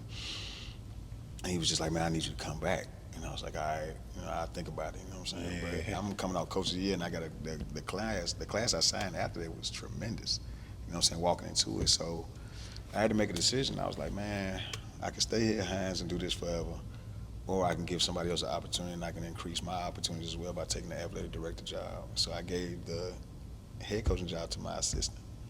So I was able to finagle it by, I walked in to the office. I was like, hey, man, I quit. They was like, you quit? Like, the kids will be here in a couple days. Yeah. And y'all got to hire John. And they was like, man, we can't do it like that, Seth. I said, y'all better, or else I'm going to pull all them kids, and y'all going to be sorry again. When folks looked at me, they were, I'm talking about bright red. They were pissed off at me. I was like, hey, man, it's up to y'all. So whatever y'all want to do. I walked out that thing. I already had this job, so I'm done. Called me a couple days later, like, Coach, we gonna do it. I said, I know y'all better. And so they hired John. So John has that job now, which I feel like that's what some of where I want to grow to in the business is being able to get guys jobs. So I got John has that job as a head coach. Some of my former players are Division I assistants. Southeast Louisiana's Andrew Riley. Christian Robinson's at Arkansas Pine Bluff. Chris Fowler's I think he's at Western Michigan. I know I got some more out there. There's some more guys, Coach. Coach, when you see a kid like Jordan, what do you see? What you think about him? Like just Initially? Did he remind you of you? Don't play hard enough. So like when I saw Jordan the first time, he was extremely humble, extremely laid back, and damaged as a player. Like he had played for Team Penny on their second team. Alex Lomax go down with an injury, they pull him up. He does a great job. Low come back, they push him back down. High school, overlooked. He went to a postgraduate program, overlooked, to where he's now being shopped. Shout out to Pete Stewart, man. Rest in peace, Pete, man. Big time Memphis guy. Pete ended up calling me like, "Hey, Seth, I got one, but can't nobody see it, what I'm talking about." So I say, "Send the boy down here, let me take a look at him, Pete." He come down there in the first couple games, you know what I'm saying? I'm like, man, the kid ain't hitting on nothing, you know what I'm saying? So I called Pete, I said, "Pete, what it is?" He said, "Man, jumping right fast." So I hung the phone. I said, "Boy, let me tell you something." And I lit off into Jordan. The next game, we go to 7 by ones. The next game, Jordan assisted or scored all 7. I told my assistant, I said, "Go up there and drop them papers, man. Go and sign this kid." Signed him. Comes his freshman year, he averaged 11-6 or 11-4, something like that. And he should have averaged 20 and 10. I'm telling him to average 20 and 10. He's arguing with me, telling me, "Hey, these guys, this is their sophomore year. Let them guys have their shine. I'm coming back next year." I'm like, "Jay, you can't come back next year. You got to leave out of here as a freshman because you got offers." Jordan had his freshman year, he probably had 15 offers, you know what I'm saying, that he could have left. Division I offers. I'm like, "Bro, you got to go because you need 3 years at your next spot. 1 year to get acclimated, 2 years to kill." Like, "Coach, I need to learn more." I'm like, "Bro, I don't have nothing else." He said, "Yes, you do." He said, "Some more in there. I need to learn." So I was like, "All right, the only way you come back to Hines is if you come back with the attitude of you're going to average 20 and 7. Jordan left me after that next year. He averaged 20 and 7 and 3 or 4 steals. It was something crazy on the steals, you know what I'm saying? And then he went to Denver. And what I saw in him initially was, a kid just was damaged and not laid right, you know what I'm saying? And kind of wasn't promoted, you know what I'm saying? Like he should have. Everybody else around him was promoted. But This crazy that you say that, Coach, because me and KJ Lawson, I just had him on the podcast, and we talked about the Memphis AAU scene. And going to the EYBL and seeing all those kids on them team dads or on them Memphis teams per se, and not really having a Memphis kid. A lot of Memphis kids. There's a reason. Huh? There's a reason. I feel you, but I feel like there's some kids in the city that could play though. A lot of times at home. And I ain't gonna just say, because I ain't say this in the last interview, because I don't want the coaches or the organizations to think that I think it's them. It could be a lot. It could be a collective of a lot, the parents and the organization. The city is the biggest thing that I tell people. If you in your city, you're gonna catch it the worst, because everybody knows you from when you was younger. So they'll attribute all the stuff they've seen you growing. They ain't gonna never forget the bad stuff. Like when people see me sometimes, "Ooh, boy, you were bad." You were too. You know what I'm saying? Your kids ain't no angels. You know what I'm saying? Stuff like that. But it's they know too much about you. Yeah. That's why I tell people it's best to get out your city. It is. But my thing with okay, before we got all the teams that we had, Team Penny. We had Cowboy had his team. Bluff City. War Eagles. You had Mike Miller. So them 4 good Memphis, them. But you look up, it's hard because you got to piece together these teams. Everything. Yeah, but okay, we don't do nothing but get. Okay, for instance, my boy to go to. He's the perfect example. I don't know the reason why he not on Team Thad, but there's no reason why he shouldn't. It ain't like he not good to be on team. KJ, I can't think. He go to Christian, bro. It's not in KJ. It's like Keeper Jackson. Okay. He from Memphis, but he played with Kenny Anderson team though. He did. He put on a show, Memphis EYBL. A couple weekends ago. Yeah. And he ain't nothing but 6'7", 6'8".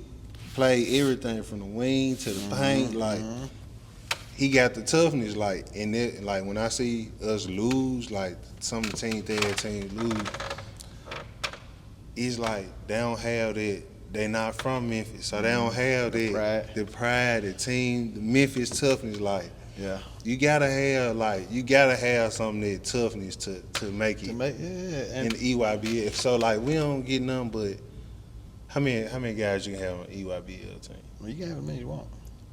But it's hard to play all of them. So what's a good number for you? 9, maybe 10. You need 10 to play 5-on-5 for real in practice, but you really carrying too many when you got 10. Because it's so much, you got to split time. Yeah, and they go quick too. Yes, because you're playing 32 minutes, you ain't playing no 40 minutes. Yeah, you're right. So like when you talking about splitting time between guys, it's tough. And you don't take kids because of what'll happen is you take a kid right that can play. Say it's a kid that's ranked higher than him, right, in the country. You're going to play that kid. So this kid's minutes right here are limited. So what happens is you kind of doing this kid a disservice. You got to let him go play somewhere else so he can thrive and do his thing. Like there's a couple kids from Mississippi that's like that they're playing on different teams now, and they're thriving because of they get the opportunity in that spot. I feel you. So it goes hand in hand. Now it's some kids that don't. It's some families and kids that's not gonna fool with the organizer or the coach or the this or the that. It's some parents don't come over because of the kids y'all actually got. Yeah. They don't get along with the parent. They got beef. Okay. You know what I'm saying? I get what you're saying. So it's so many. You'll never. And then sometimes, like we got kids from the coast in Mississippi. Like the coast from right here, right now, you're probably looking at 3 hours. So let alone, let's say we go a little further north. You add an hour every hour going north. So say we want a kid from the coast to come play with ISO Joe. Man, you talking about what? 7 hours? 7, 8 hours of a ride. Man, you can't ask some people to do that when they can go right to New Orleans for an hour, 45 minutes to an hour, and play for a team in New Orleans. You see what I'm saying? Yeah. Or go to Alabama right there to Mobile, a couple hours, and you right there, you know what I'm saying, play for a team in Alabama. So it's like, it's all types of reasons on why. But now, what you're talking about, it's some substances some people just not liking them people, you feel me, not fooling with them. Yeah, it's something going on, Coach. Like, and then what I took from the EYBL, and like for the people who don't know, this is where I met Coach Yusef at the EYBL, just networking. He the one that got me the picture with Joe. And 2 weeks later, we down here doing an interview, like at his high school. Like, this just go to show you where like networking can go. Like, I don't know this man from a can of paint. I promise you, I don't know this man. But it was just easy. Like I said, I was out there networking. He seen me grinding, networking, and boom, there it is. So what I took from the EYBL, this is my first time ever going to a Nike EYBL event, Coach. My bad. And man, it when I walked in, it felt like it was just a lot of politics going on. Oh, you don't understand. Like soon as I walk in, you just like the first day I didn't play it right because I had some regular street clothes or whatever. I had a dry fit and some sweats, but I needed a polo. I came back next day with the Nike polo. People started. Just a Nike polo folks to listen to. It's crazy. Yeah.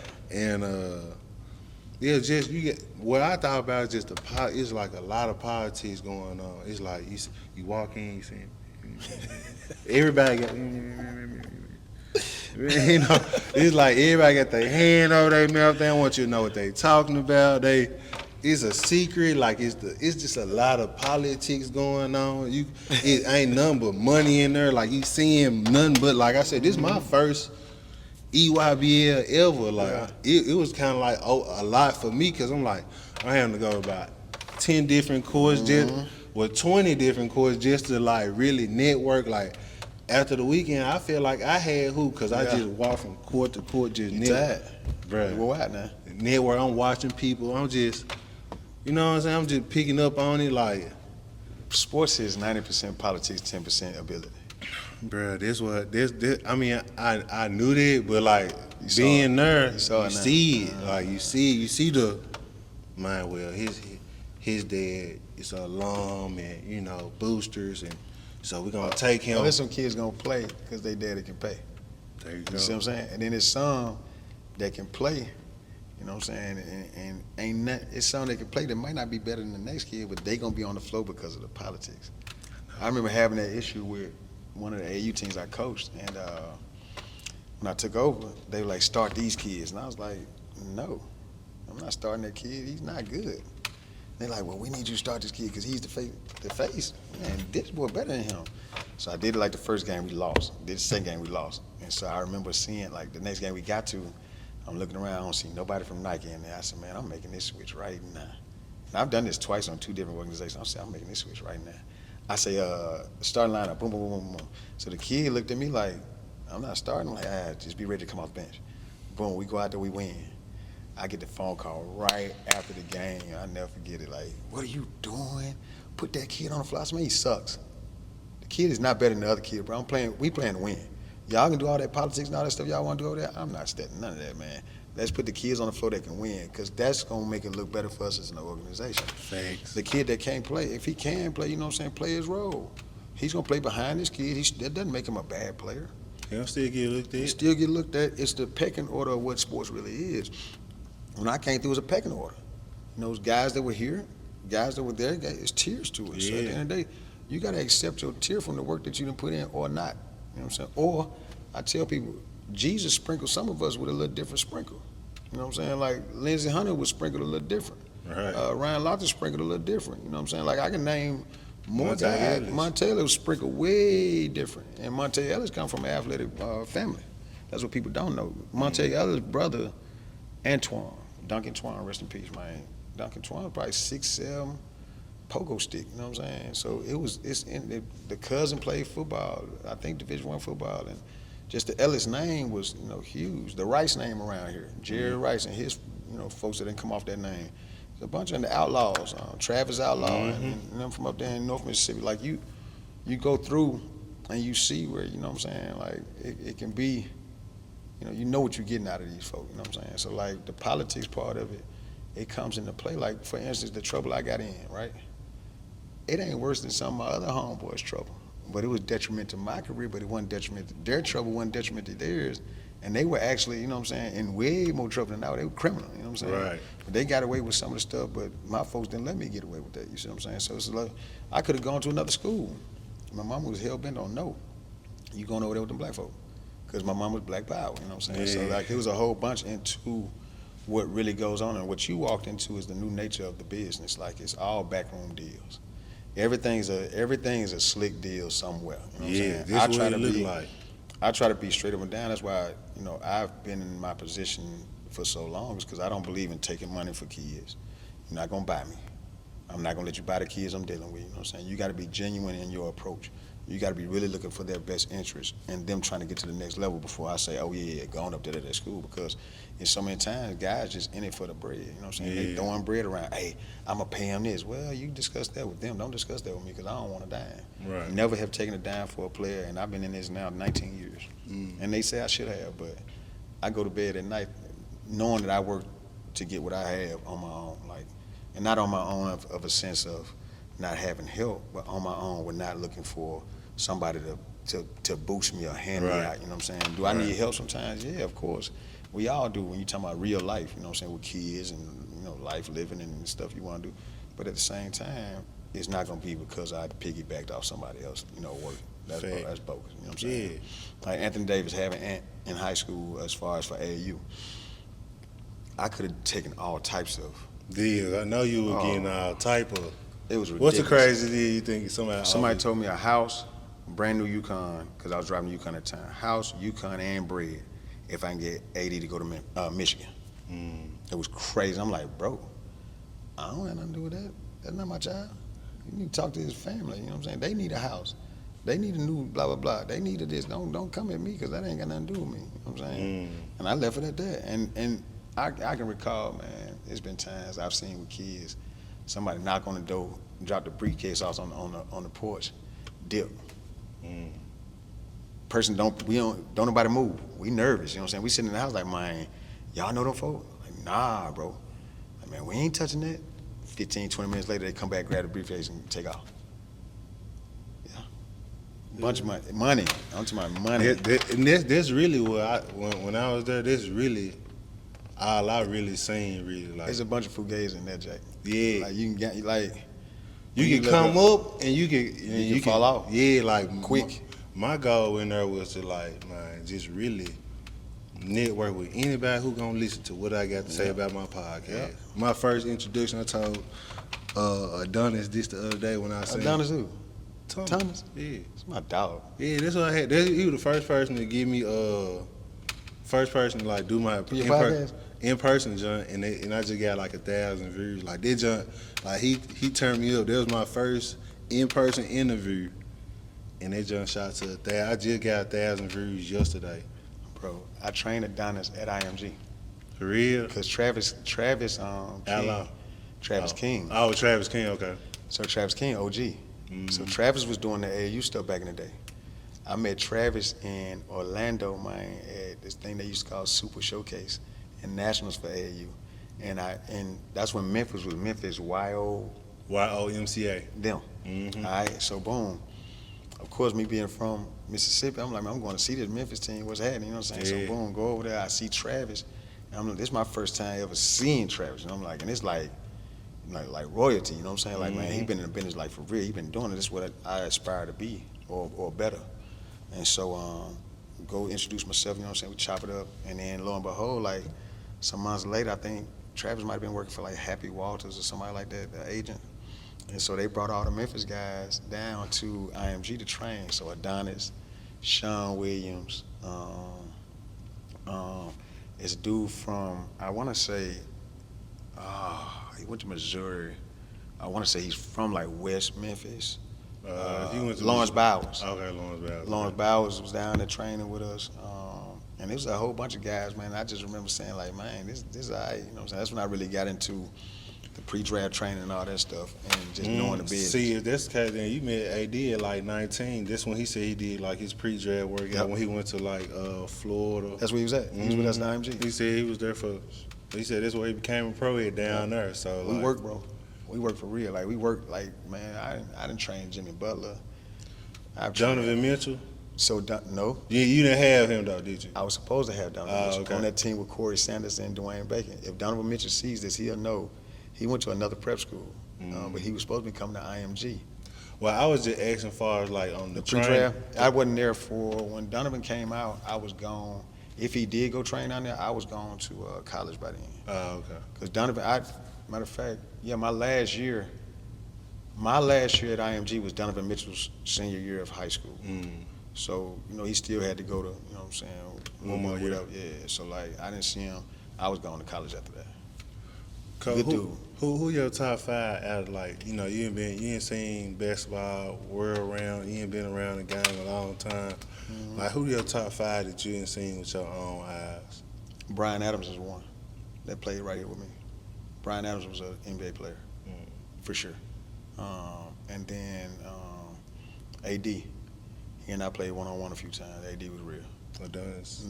Anthony Davis. Oh, Anthony Davis, my fault. He was different, especially with the length and the athleticism, the coordination, the timing. It was just different. Mike, LeBron, that's 4.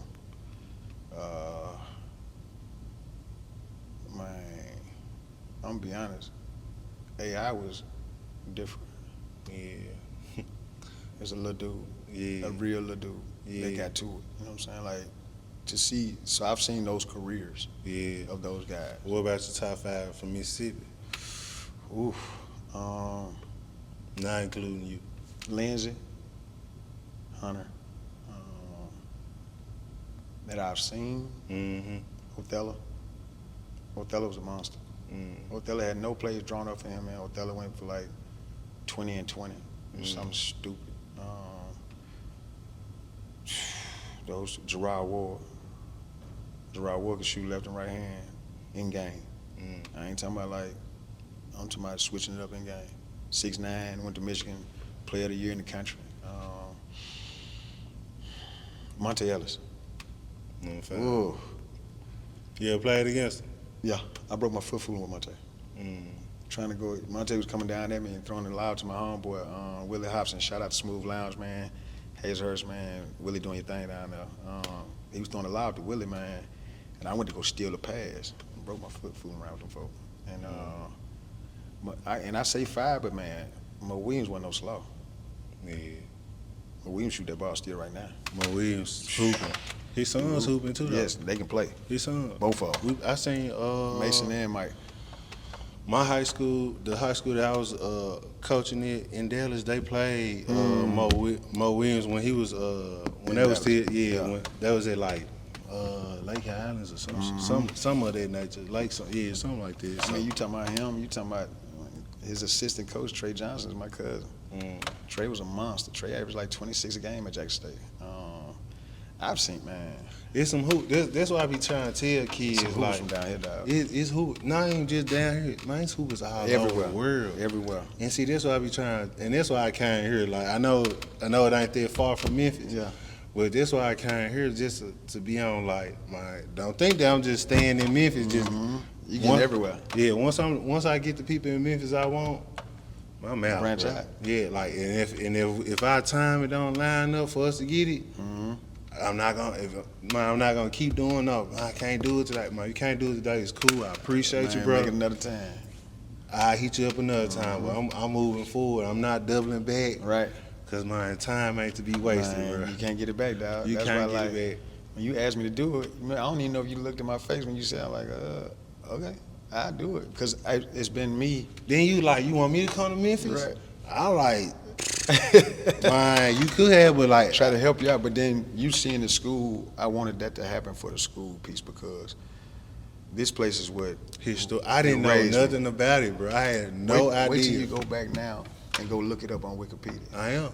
And when you read the whole story on Wikipedia, and it's going to take you to some more references, you're going to say to yourself, I can't believe that we didn't know nothing about this. Because even when you dot the hill, when you first come past security, you come across the hill, you're like, whoa, what am I getting myself into? What is this? What is this? Like, Yeah. it's a school, coach, and it's high school? Yes. So this place has been influential on more than any platform that we can name. We've been on 60 Minutes before. We just got a documentary just put out on Hulu that Anscape did, which Anscape is I think a subsidiary of Disney. I gotta check this out. What's it called? Sacred Soil. Sacred Soil. Well, y'all make sure y'all check that out. Check the Hulu, man. We on there, and it's basically this is the life through the school, the students' lens. You know what I'm saying? Showing the new age, the new generation of kids and what they're going through every day. What are the pitfalls? What are their thought processes? It shows that, and then it shows us being able to, with less resources than others, still pump out scholars. Right. Really, very like influential and intelligent people. Like we got people that have like patents and people that have been doing research, and you got doctors, you got veterinarians, you got the president here now was the lawyer for the Democratic National Committee, and he was a civil rights lawyer in D.C. for so many years. So like, you got myself that has been successful as a coach. You know what I'm saying? Like, so many of us. Brian Adams has been successful as a trainer, coach. Now he's doing some stuff with hospitals. I still haven't figured out what he does for the hospital, but he gets paid pretty good. So he just moved back to Mississippi, man. Shout out Brian Adams, man. Best in Piney Woods history. I got if you watching, I want you on the podcast. Gotta get him, man. I gotta get you on my podcast. And I help with anything around here, bro, because we're all about giving back. You know what I'm saying? And like when I saw you with your grind, you know what I'm saying? I'm like, okay, I remember being that guy. Yeah. You know what I'm saying? I remember walking in the gym and oh Lord, like what is all this? Yeah. I had my excited. business card. Yeah, I had my business cards ready. Had my polo on. You know what I'm saying? Button to the top like I still do. Had my, you know what I'm saying? My slacks. I passed my business card every time I've gotten business card. I run out the box. Every time. Business cards right now. I keep them out the box. I'm gonna keep them because you never know. I just told my son. So my son is an assistant coach at a junior college, East Central Community College. Man, shout out to my son, Jordan Whittington, man, doing a great job as an assistant over at East Central, man. And if y'all looking for JUCO, man, holler at my boy, man. So, but I got on him last weekend when we were in Memphis. I said, hey, where your business cards? I got to get something made. Bro, you got to have them off top. I need some too. Yes. What I want is the QR code. Now you can get it however you want to nowadays. And now when you walking up on people now, you know, get you a shirt, get you a polo with your stuff on. You know what I'm saying? Like, and then now when you look up, past the business card, they're gonna start saying, hey, that's dude that does the. You know what I'm saying? Like that's why I gave you Jordan immediately because he's a Memphis kid. Jordan went to New Orleans. Yeah, I love this kid. Year. He had an awesome year. He averaged 21 a game, was top 5 in scoring all year. The year before that, he shot 48% from three, was tops in the country. And his daddy, Mingo Johnson, was a player back in the day at Memphis. Mingo from Nashville. Mingo was a sniper, a left-hand sniper. Got invited to Portsmouth, was supposed to go to the league. Some things happened with him, man, off the court. That's why we vibe so much. Yes, man. Because he graduated I text him the other day, but he ain't bet. I'm gonna call him. I get on him. Okay. They bad about their phone. They are. And these kids, hey, every kid, man, take your phone off, do not disturb, bro. The women ain't stepping out outlet, man. You got business to handle, man. Stop putting your phone on do not disturb. That don't help you. Missing out on deals, bro. All y'all, they go to AAU team, high school, college, man. Stop it, man. If y'all got to be on do not disturb, man, just cut your phone off, do something different, man. Man, you hear me? Because ain't nobody calling y'all. Not like that, man. Come on. I don't even put my phone on do not disturb. I'm busy. I'm real busy. You know what I'm saying? Thanks, it ain't never been on do not disturb because you might miss a deal. You know what I'm saying? Like, I tell people, like, I'm not trying to miss the train that might be the one that changed my family's life. You know what I'm saying? Facts. You missing out on opportunities just by being too Hollywood. I just had a situation this morning. I had to shut some Hollywood stuff down, man. Shout out to No Hollywood Gang. Yeah, it can't be Hollywood, bro. You can't be too cool, bro. Can't be too cool, bro. Can't be too cool. But like you said, just, man, getting it out there to people, bro, just, man. And then you never know who watching, bro. Yep. Like, for real. Yep. Like, well, we not friends on social media, but like, Coach Penny just gave me the tag the other day. Like, when we was at the Memphis alumni basketball event they had Saturday. Penny Hardaway gave me the tag, like, man, you are now tuned in to Hoop Chronicles podcast. Like, and he like, man, I've been watching, I ain't seen you. And see, this is my first time ever meeting Coach P. Like, I had never met him in my life because, like I said, I've been in Texas for 14 years. So, like, my first time meeting him, I ain't gonna lie, I was a little nervous. I shook his hand. I ain't asked him the first time because I was just like, damn, this Coach P, damn. And then I wait till you got through shaking some more people's hand, like, hey, Coach P, man, if you don't mind, could you just shout it out? Do me a little joke. He like, man, I got you at halftime. And me being the guy that I am, just not saying too cool, but like, man, I'm gonna wait till after the game. Yeah. Cause he ain't really mean halftime. You know what I mean? Like everybody still in it. This man shook everybody's hand, bro. Like he was literally shook every like man amongst the people, bro. Yeah. Like I had never seen nothing like that before. Like somebody shake everybody's hand and walk up to him, bro. Man, that's like Joe. That's why when you asked me, you was kind of hesitant, like, man, is he gonna do it? Joe takes every picture. It don't matter who asked, when they asked, how they asked. Joe gonna take every picture. See, I ain't want no picture. I just like from the beginning with my podcast, bro. This all I really ever want. I like my Penny Hardaway can stamp me, bro. I can take off. I can do the rest, and that's just what I told people with the Adonis Thomas interview. Yeah. Like, I ain't no dude either. He gave me the work. I went out there and got to it and passed it out. So you know, it's just a grind. That's with anything you do. Like it ain't gonna happen overnight. Yeah, it's work, but like it's work that you're not gonna see results. That's the hardest thing. Like with people, like they want the instant gratification, like the microwave. Man, it's oven work out here. You know what I'm saying? It takes some time. It takes some mistakes. It takes some failures. You know what I'm saying? Like you don't know. I failed twice before I got these. Exactly. And when I say fail, like not fail really, but you know, like man, when you doing something and you feel like it's gonna be big and it can possibly help out everybody, what you want to do? You want to take everybody on? Like, bro, do it with me, bro, do it. Can't do it. And I realized that, like, man, I'm missing that on. Even though I'm trying to give everybody else a chance, I'm missing yours. I'm missing my chance. Yeah. It's a thing called, you know, your blessings is your blessings. You know what I'm saying? Facts. It don't mean it for somebody. He sent them to you. Every time you trying to share that blessing that he gave you with somebody, it might not have been for them because it might not be their time. Right. You see what I'm saying? Like everything I look at now is like, I've always said, like, man, I always wanted to get in it just to help people, right? But sometimes people not in a place to be helped. Right. And you gotta lead them where they are. And it's the toughest thing with, if you got a genuine soul and spirit that you want to help others, the hardest thing to do is to make a decision, say, I gotta cut this person off because it ain't good for me and it ain't good for them. Right. Because what they trying to do and what I'm trying to is two totally different things within two totally different universes. Yeah. You know what I'm saying? So you can't stay. And it's like once you invest all your money into it, like, you know what I'm saying? It's on you now. Yeah, it's like, man, I had a certain situation and I was school teacher and then they fired me, bro. Like, they fired me, so I was just like, dang, I don't have nothing on my background, no no fun stuff with no little kids and nothing like that. But they fired me, bro, and so I was like, damn. But before I got fired, before I had any of the problems, I was already doing the podcast, and that's all I was talking about. Even while I was at school, like, man, well, I got the podcast, y'all. It's, you know what I'm saying? It's coming.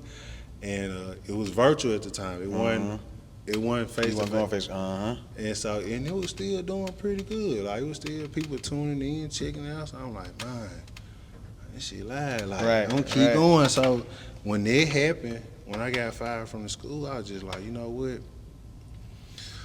Man, I'm gonna do something to where I don't never have to worry about relying on somebody else to make sure that I'm straight in life. Right. And I went to LA for a couple weeks. Not a couple weeks, probably for like a week or so. Man, got my mind right. Just, you know, you out there on the beach, you know, it's the mountains. You just you able to think, you process. Like, okay, what I'm gonna do now, man? Okay, man, take up some ownership for whatever happened. Like, okay, boom, it is what it is. Keep going. And the last paycheck they give me, we got a bonus, like a $1,500 bonus. I was like, ooh, this is that help right there. Yeah. To the other shit kicked in. So I take that last paycheck, I pay my rent, my car note, and I like, man, I'm finna get an LLC. This before I even had a camera, bro. I had like what I'm using there, I didn't have that. I had like a iPhone 11 or something like that, 12. And so I took that last check that I had. I said, man, you know what, man, I'm finna step up. I'm finna put it in this LLC. And that way, because I knew the name was good. I just didn't want people to take the name. That's right. And do all this. So I get the LLC and still ain't got no camera, bro. So I finesse a little deal, like I'm on my parents' plan or whatever like that. And I was like, man, you know what? Y'all get me this phone. I'm finna get a new phone. But so I ain't called my mom like, hey mom, my phone it ain't acting right, and which it wasn't, you know what I'm saying? But them being older, you know, they don't care. Cool with it. Nah, they don't care. Oh, they use that phone. As long as it call and you answer, it's good. It's working. So, cause you on their plan. Right. So I go to Apple and just go to Apple, and I walk in there and I go get that phone. Yeah. Got to. Yeah, because at this point I'm playing like, well, it's dying, like it ain't charging like it's supposed to, but that's the finesse right there. Like, hey man, the phone ain't working, G. When I call my mama, I get the phone, and I guess they alert her like, man, he got a new phone. And she called me, she's pissed. Like, you talk about your mom, like, she pissed. Right. Man, keep in mind, I ain't got fired and everything. Yeah, like, so you ain't got no bread coming like time about it. She don't, well, I had something coming in, and I was telling her, like, man, I'm going to pay you. Like, don't worry about it, I got you. Yeah. She wasn't trying to hear it. None of that. Yeah, she wasn't trying to hear it. So she upset me about 2 weeks about this phone. You know, the camera I ain't got, and now I'm looking back at it, like, I get it. Like, you know, I apologize to her. Like, they was unethical. You know what I'm saying? And it was me just really, like you said, like when you got cut from the team, and I'm trying to figure it out. Man, I'm still gonna figure it out. Ain't nothing gonna stop me. So like, at this point, I'm on some. Man, I'm gonna make it happen. So I get the camera, and so like now everybody see, they don't know this part. Now they don't know, like, I'm up all night. I'm inboxing people, bro. Man, I got so many no's. I'm gonna show it in another video, but bro, I got so many no's before I got a yes, bro. And my guy Willie Warren, shout out to Willie Warren, bro. Like, he was the first person to tell me, like, yeah, bro, come on, we can do it, like, organic, like, not tripping, nothing. No, like I might have to inbox him one more time just to, hey, bro, I rebound. Like, I seen him working out on IG. I like, bro, I'll rebound for you. Like, let's just get the interview. And he like, bro, you ain't got to rebound for him. I'm like, bro, man, man, I'll rebound, bro. I ain't tripping, bro. Once you meet me, bro, and realize, like, I don't want nothing from you, just the interview, just your story, bro, you gonna branch out. Yeah, you gonna rock with me. So it went from, Man, being fired to, you know what I'm saying? now. To now, like I said, people don't know, like, I'm literally up all night, like, on IG just looking at people, like, who I can invite. Who I can get next. Like, who gonna be next? I started out with, like, a virtual podcast with Tarico White. So, you know, he went to Ole Miss. Yeah, so I'm using him, like, he went to USA 19, so I'm like, man, look, I just had USA Gold medalists on my podcast. That's huge. You know what I mean? So I'm finessing it like that. I'm getting some years, some nays, but like, you know, it's a process, bro. Like you said, it's a grind. You can't give up, man. Like what I tell people, bro, like the worst thing you can do is feel like failure's supposed to make you quit. Failure's supposed to drive you more. You know what I'm saying? And what I tell people too is no means next opportunity. Yes. Next opportunity, bro. Let me tell you something. What I believe in. No, it ain't never hurt me. Never. It ain't never hurt my feelings. It ain't never feel me no different. If somebody told me no, my day didn't stop because you told me no. You feel me? Like I get no. You think about recruiting, man. I get no's every day, all day. You know what I'm saying? Like, nah, coach, I'm good. I'm gonna stick this out. I get folks that say they coming, then renege. You know what I'm saying? Man. But it's all a part of. Like I tell people sometimes. I've heard AAU coach say, "Nah, I tried to get him a couple years ago. I don't want him now." Well, if you wanted him a couple years ago, why you don't want him now? You know what I'm saying? Oh, because he told me no. Bro, you don't understand what the circumstances of the no was. Like I was telling you earlier, what if it's proximity? What if it's my family? What if it's this? What if I got to be the babysitter of my little baby brother? Because my mama got to work overnight. You know what I'm saying? I can't be gone on the weekend, bro. It could have been anything. And now that she got a job, it's a little different. He can go now. You know what I'm saying? Like, you don't never know what people are going through and where they come from. So you don't treat, like I treat the janitor the same way I treat the president. You saw it today. Yeah. You walked in, and those are our two custodians, right? I treat them the same way I'm gonna talk to the president and anybody else. I'm gonna treat them with respect. I'm gonna speak to them. I ain't never gonna look down on what they do, because they do it just, whatever they do is just as important as They're what we professional. do. They're professional. That's what they chose to do. Don't knock somebody because of their choice. You know what I'm saying? Because at any point in time in your life, you can make a choice, bro, and then get hard on you, bro. Like my daddy, bro. That was one of the things I took away from that growing up in that situation was you can be on top. I mean, one choice, one decision, man, you can be on. I ain't talking about going from the top to the middle to now, from the top to the up under the bottom. You know what I'm saying? Like when I tell people I was held for ransom, they like, hold on.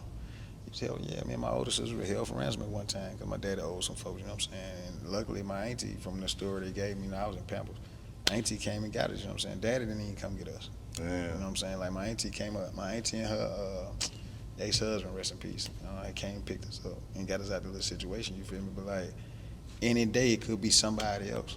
It could be you, it could be me, it could be, that's why I try not to put myself in position no more to get screwed over. That's why I rely on myself to work, you know what I'm saying? Like my grind gonna speak, you know what I'm saying? That's what I'm on now too, cause like, man, just grind, like. Grind out. Just Till they put dirt on you. Man. Until they put dirt on you, bro, you built the last, you know what I'm saying? Man, if we quit, man, who watching? I know I got 3 kids, you feel me? I got an older son, he's 26, 12-year-old daughter and a 5-year-old daughter. If I quit, man, they gonna quit. You see what I'm saying? Like, I can't have that in them, because when I'm gone, I need them to know, hey, this the standard. This is a standard that we set. If you quit once, guess what? You gonna quit every time. Man, and I ain't It's gonna gonna get hard. I'm a victim of it. I ain't gonna lie to you. I Yeah. ain't quit once, and then you'll say, fuck it. Yeah, like quitting, man, that's the easy button to push. The hard button to say, man, I ain't giving up. Cause see, at the end of the day, bro, if we give up, man, we influencing others to do the same thing, cause it's gonna get hard for everybody. I don't care if you the richest man in the world. Like I got rich homeboys that's rich. They got problems that money can't solve. You understand me? Like they got real life hood problems. You know what I'm saying? Right. That you'll never think that a rich dude got. They got problems They too, got bro. problems too. Their problems might be I don't worse. want their problems, cause they're rich problems. Yeah. I don't want none of them. I can't afford none of them problems. Man, I be telling people all the time, like, my goal is not to be super, super rich, man. I just want to be able to just live. I want to be normal. I don't want people to. What's your rich? That's the question. Like I tell people, man, like, basic. I'm a simple guy, bro. If you got love, bro.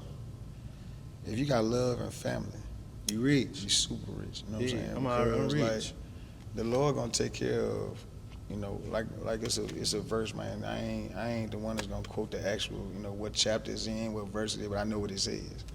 If the Lord, and you look out here on the flowers and the trees and the grass, and when spring hit and you start saying, ooh, them flowers beautiful.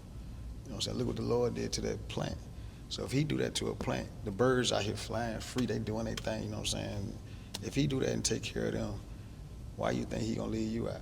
Right. You know what I'm saying? Like you doing what he wants you to do. Now, sometimes we might not be doing what he wants us to do, but that's okay because it's possible to stray off the path and get back on the path. You know what I'm saying? The path ain't gonna go nowhere. The path gonna be right there. Yeah, when you ready. Whenever you ready, come on back over here. Yeah. He gonna be ready waiting on you. Now, if you wanna go fool with the devil for a little while, go ahead. That's one of my angels too, but he's a dirty, low-down dog.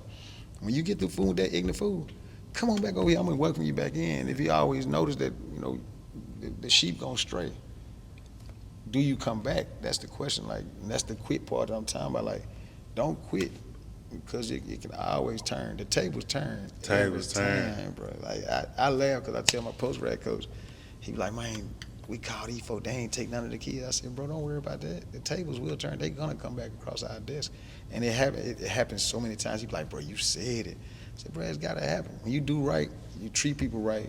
You don't be on no fugazi. You don't be on that, you know, slick and trying to get over on folks. Yeah. If you on that path right there, bro, it might be rough, but you ain't got to worry about nobody coming back on your head about nothing. You ain't got to worry about owing these folks. You ain't got to worry about this, that, to the third. You don't have to worry about none of that stuff, and you go to sleep real peaceful. You know what I'm saying? I sleep at peace every night. Like, man, I'm good because I know it ain't nothing somebody out here on that towards me. You know what I'm saying? Facts. Like, ain't nobody beefing with me. Like, if you beef with me, you really beefing with yourself. Because I don't know. I don't know about it and I ain't done nothing to you. You know what I'm saying? Right. Like, at the end of the day, whatever I did, it wasn't intentional for me to hurt you or damage you or shut down what you got going now. If you want to place the blame on me instead of looking in the mirror and trying to figure out why your stuff got shut down or why it didn't go like you wanted it to, that's something else. Blame me then. That's fine. You end up, later on in life, you're going to say to yourself, you know what, man, I was childish, man. That ain't had nothing to do with that, man. That was me. You know what I'm saying? Because, like, there's so many times we don't want to look in that mirror because it's ugly. Yeah. You know what I'm saying? It can be real. Like, when you really look and you say to yourself, like, man, you a Especially when you're down and I'm out, talking bro. about You you don't full of really shit. want to look Like, at it, come bro. on, man. You don't want to look at it because it's a embarrassment. It's an embarrassment because it's like, I knew better to be in this space. Yeah. I don't have to be here. How did I get here? Because I did this, and that, and that's how I ended up here. So now, looking at yourself in that mirror, that means you got to admit them shortcomings. Yes, bro. That's the hardest thing to do. So then the thing that I tell people, that once you admit that part, and you gonna come out of there, you gonna bust out of there not being like that again, and that's when your blessings will start flowing. Like, especially when you own up to it, bro. Like, I Got ain't gonna to. lie, if you own up to responsibility, it's all good. I think. and people respect you too if you accountability, bro. Like you hold yourself. Everybody know. Like when they call stuff, they like, he don't fool around now. He ain't gonna fool around. He ain't gonna play the radio. Not at all. You know what I'm saying? Because like they know I'm coming from a real space. I'm coming from that space of like, I want to see everybody grow. So at the end of the day, if you on some hindering somebody growing, bro, I ain't with that, and I'm gonna tell you about yourself. You know what I'm saying? Now you can take it however you want to. You can either take it and run with it and say, yeah, I'm gonna get better. You can take it and be negative and say you'll never talk to me again. The best thing for you to do is take it though. Don't come over here talking me crazy stuff because you're gonna get that too. You see what I'm saying? Like I ain't too mature not whoop your ass. You know what I'm saying? So like at the end of the day, let that ride. Yeah. And that's where I stay at because it's like I'm only telling the truth of what my eyes report. You know what I'm saying? Like, I don't assume, I don't judge, I don't do all that stuff. You do something in front of me, I'm gonna judge, I'm gonna just go off there right there. That's all I got. That's what you gave me. That's all I can go off of. Now you show me something different, okay, rock out. You know what I'm saying? But if you're gonna show me that you're a piece of crap, I'm gonna address you as such. You know, I know how to deal with that. Do you have anything big or planned for PWS? Man, What's your goal? What's your ultimate goal for the school? I wanna see this school get back to 350 kids that we can impact academically, athletically, socially, entrepreneurially, like everything that we can do to try to impact more kids in the world. I want to see this place be like it was when I was here, full of kids, full of life. I want to see these buildings restored. You know what I'm saying? I want to be able to see the 2024, or should I say 2030, in this place. So that's my goal, man. And it's a passion to try to help these kids, you feel me? So like, whatever I can do here to be able to make it happen is all I want to do. Well, you guys, you had Coach Yusef on Hoop Chronicles podcast. Once again, if you've been tuned in, you've been watching, subscribing, liking, commenting, you one of the players. We had one of our players on the podcast today, Coach Yusef. We appreciate him coming through. Appreciate you, bro. Showing us some love and rocking out with us, and we'll be back on. Thank you. Thank y'all.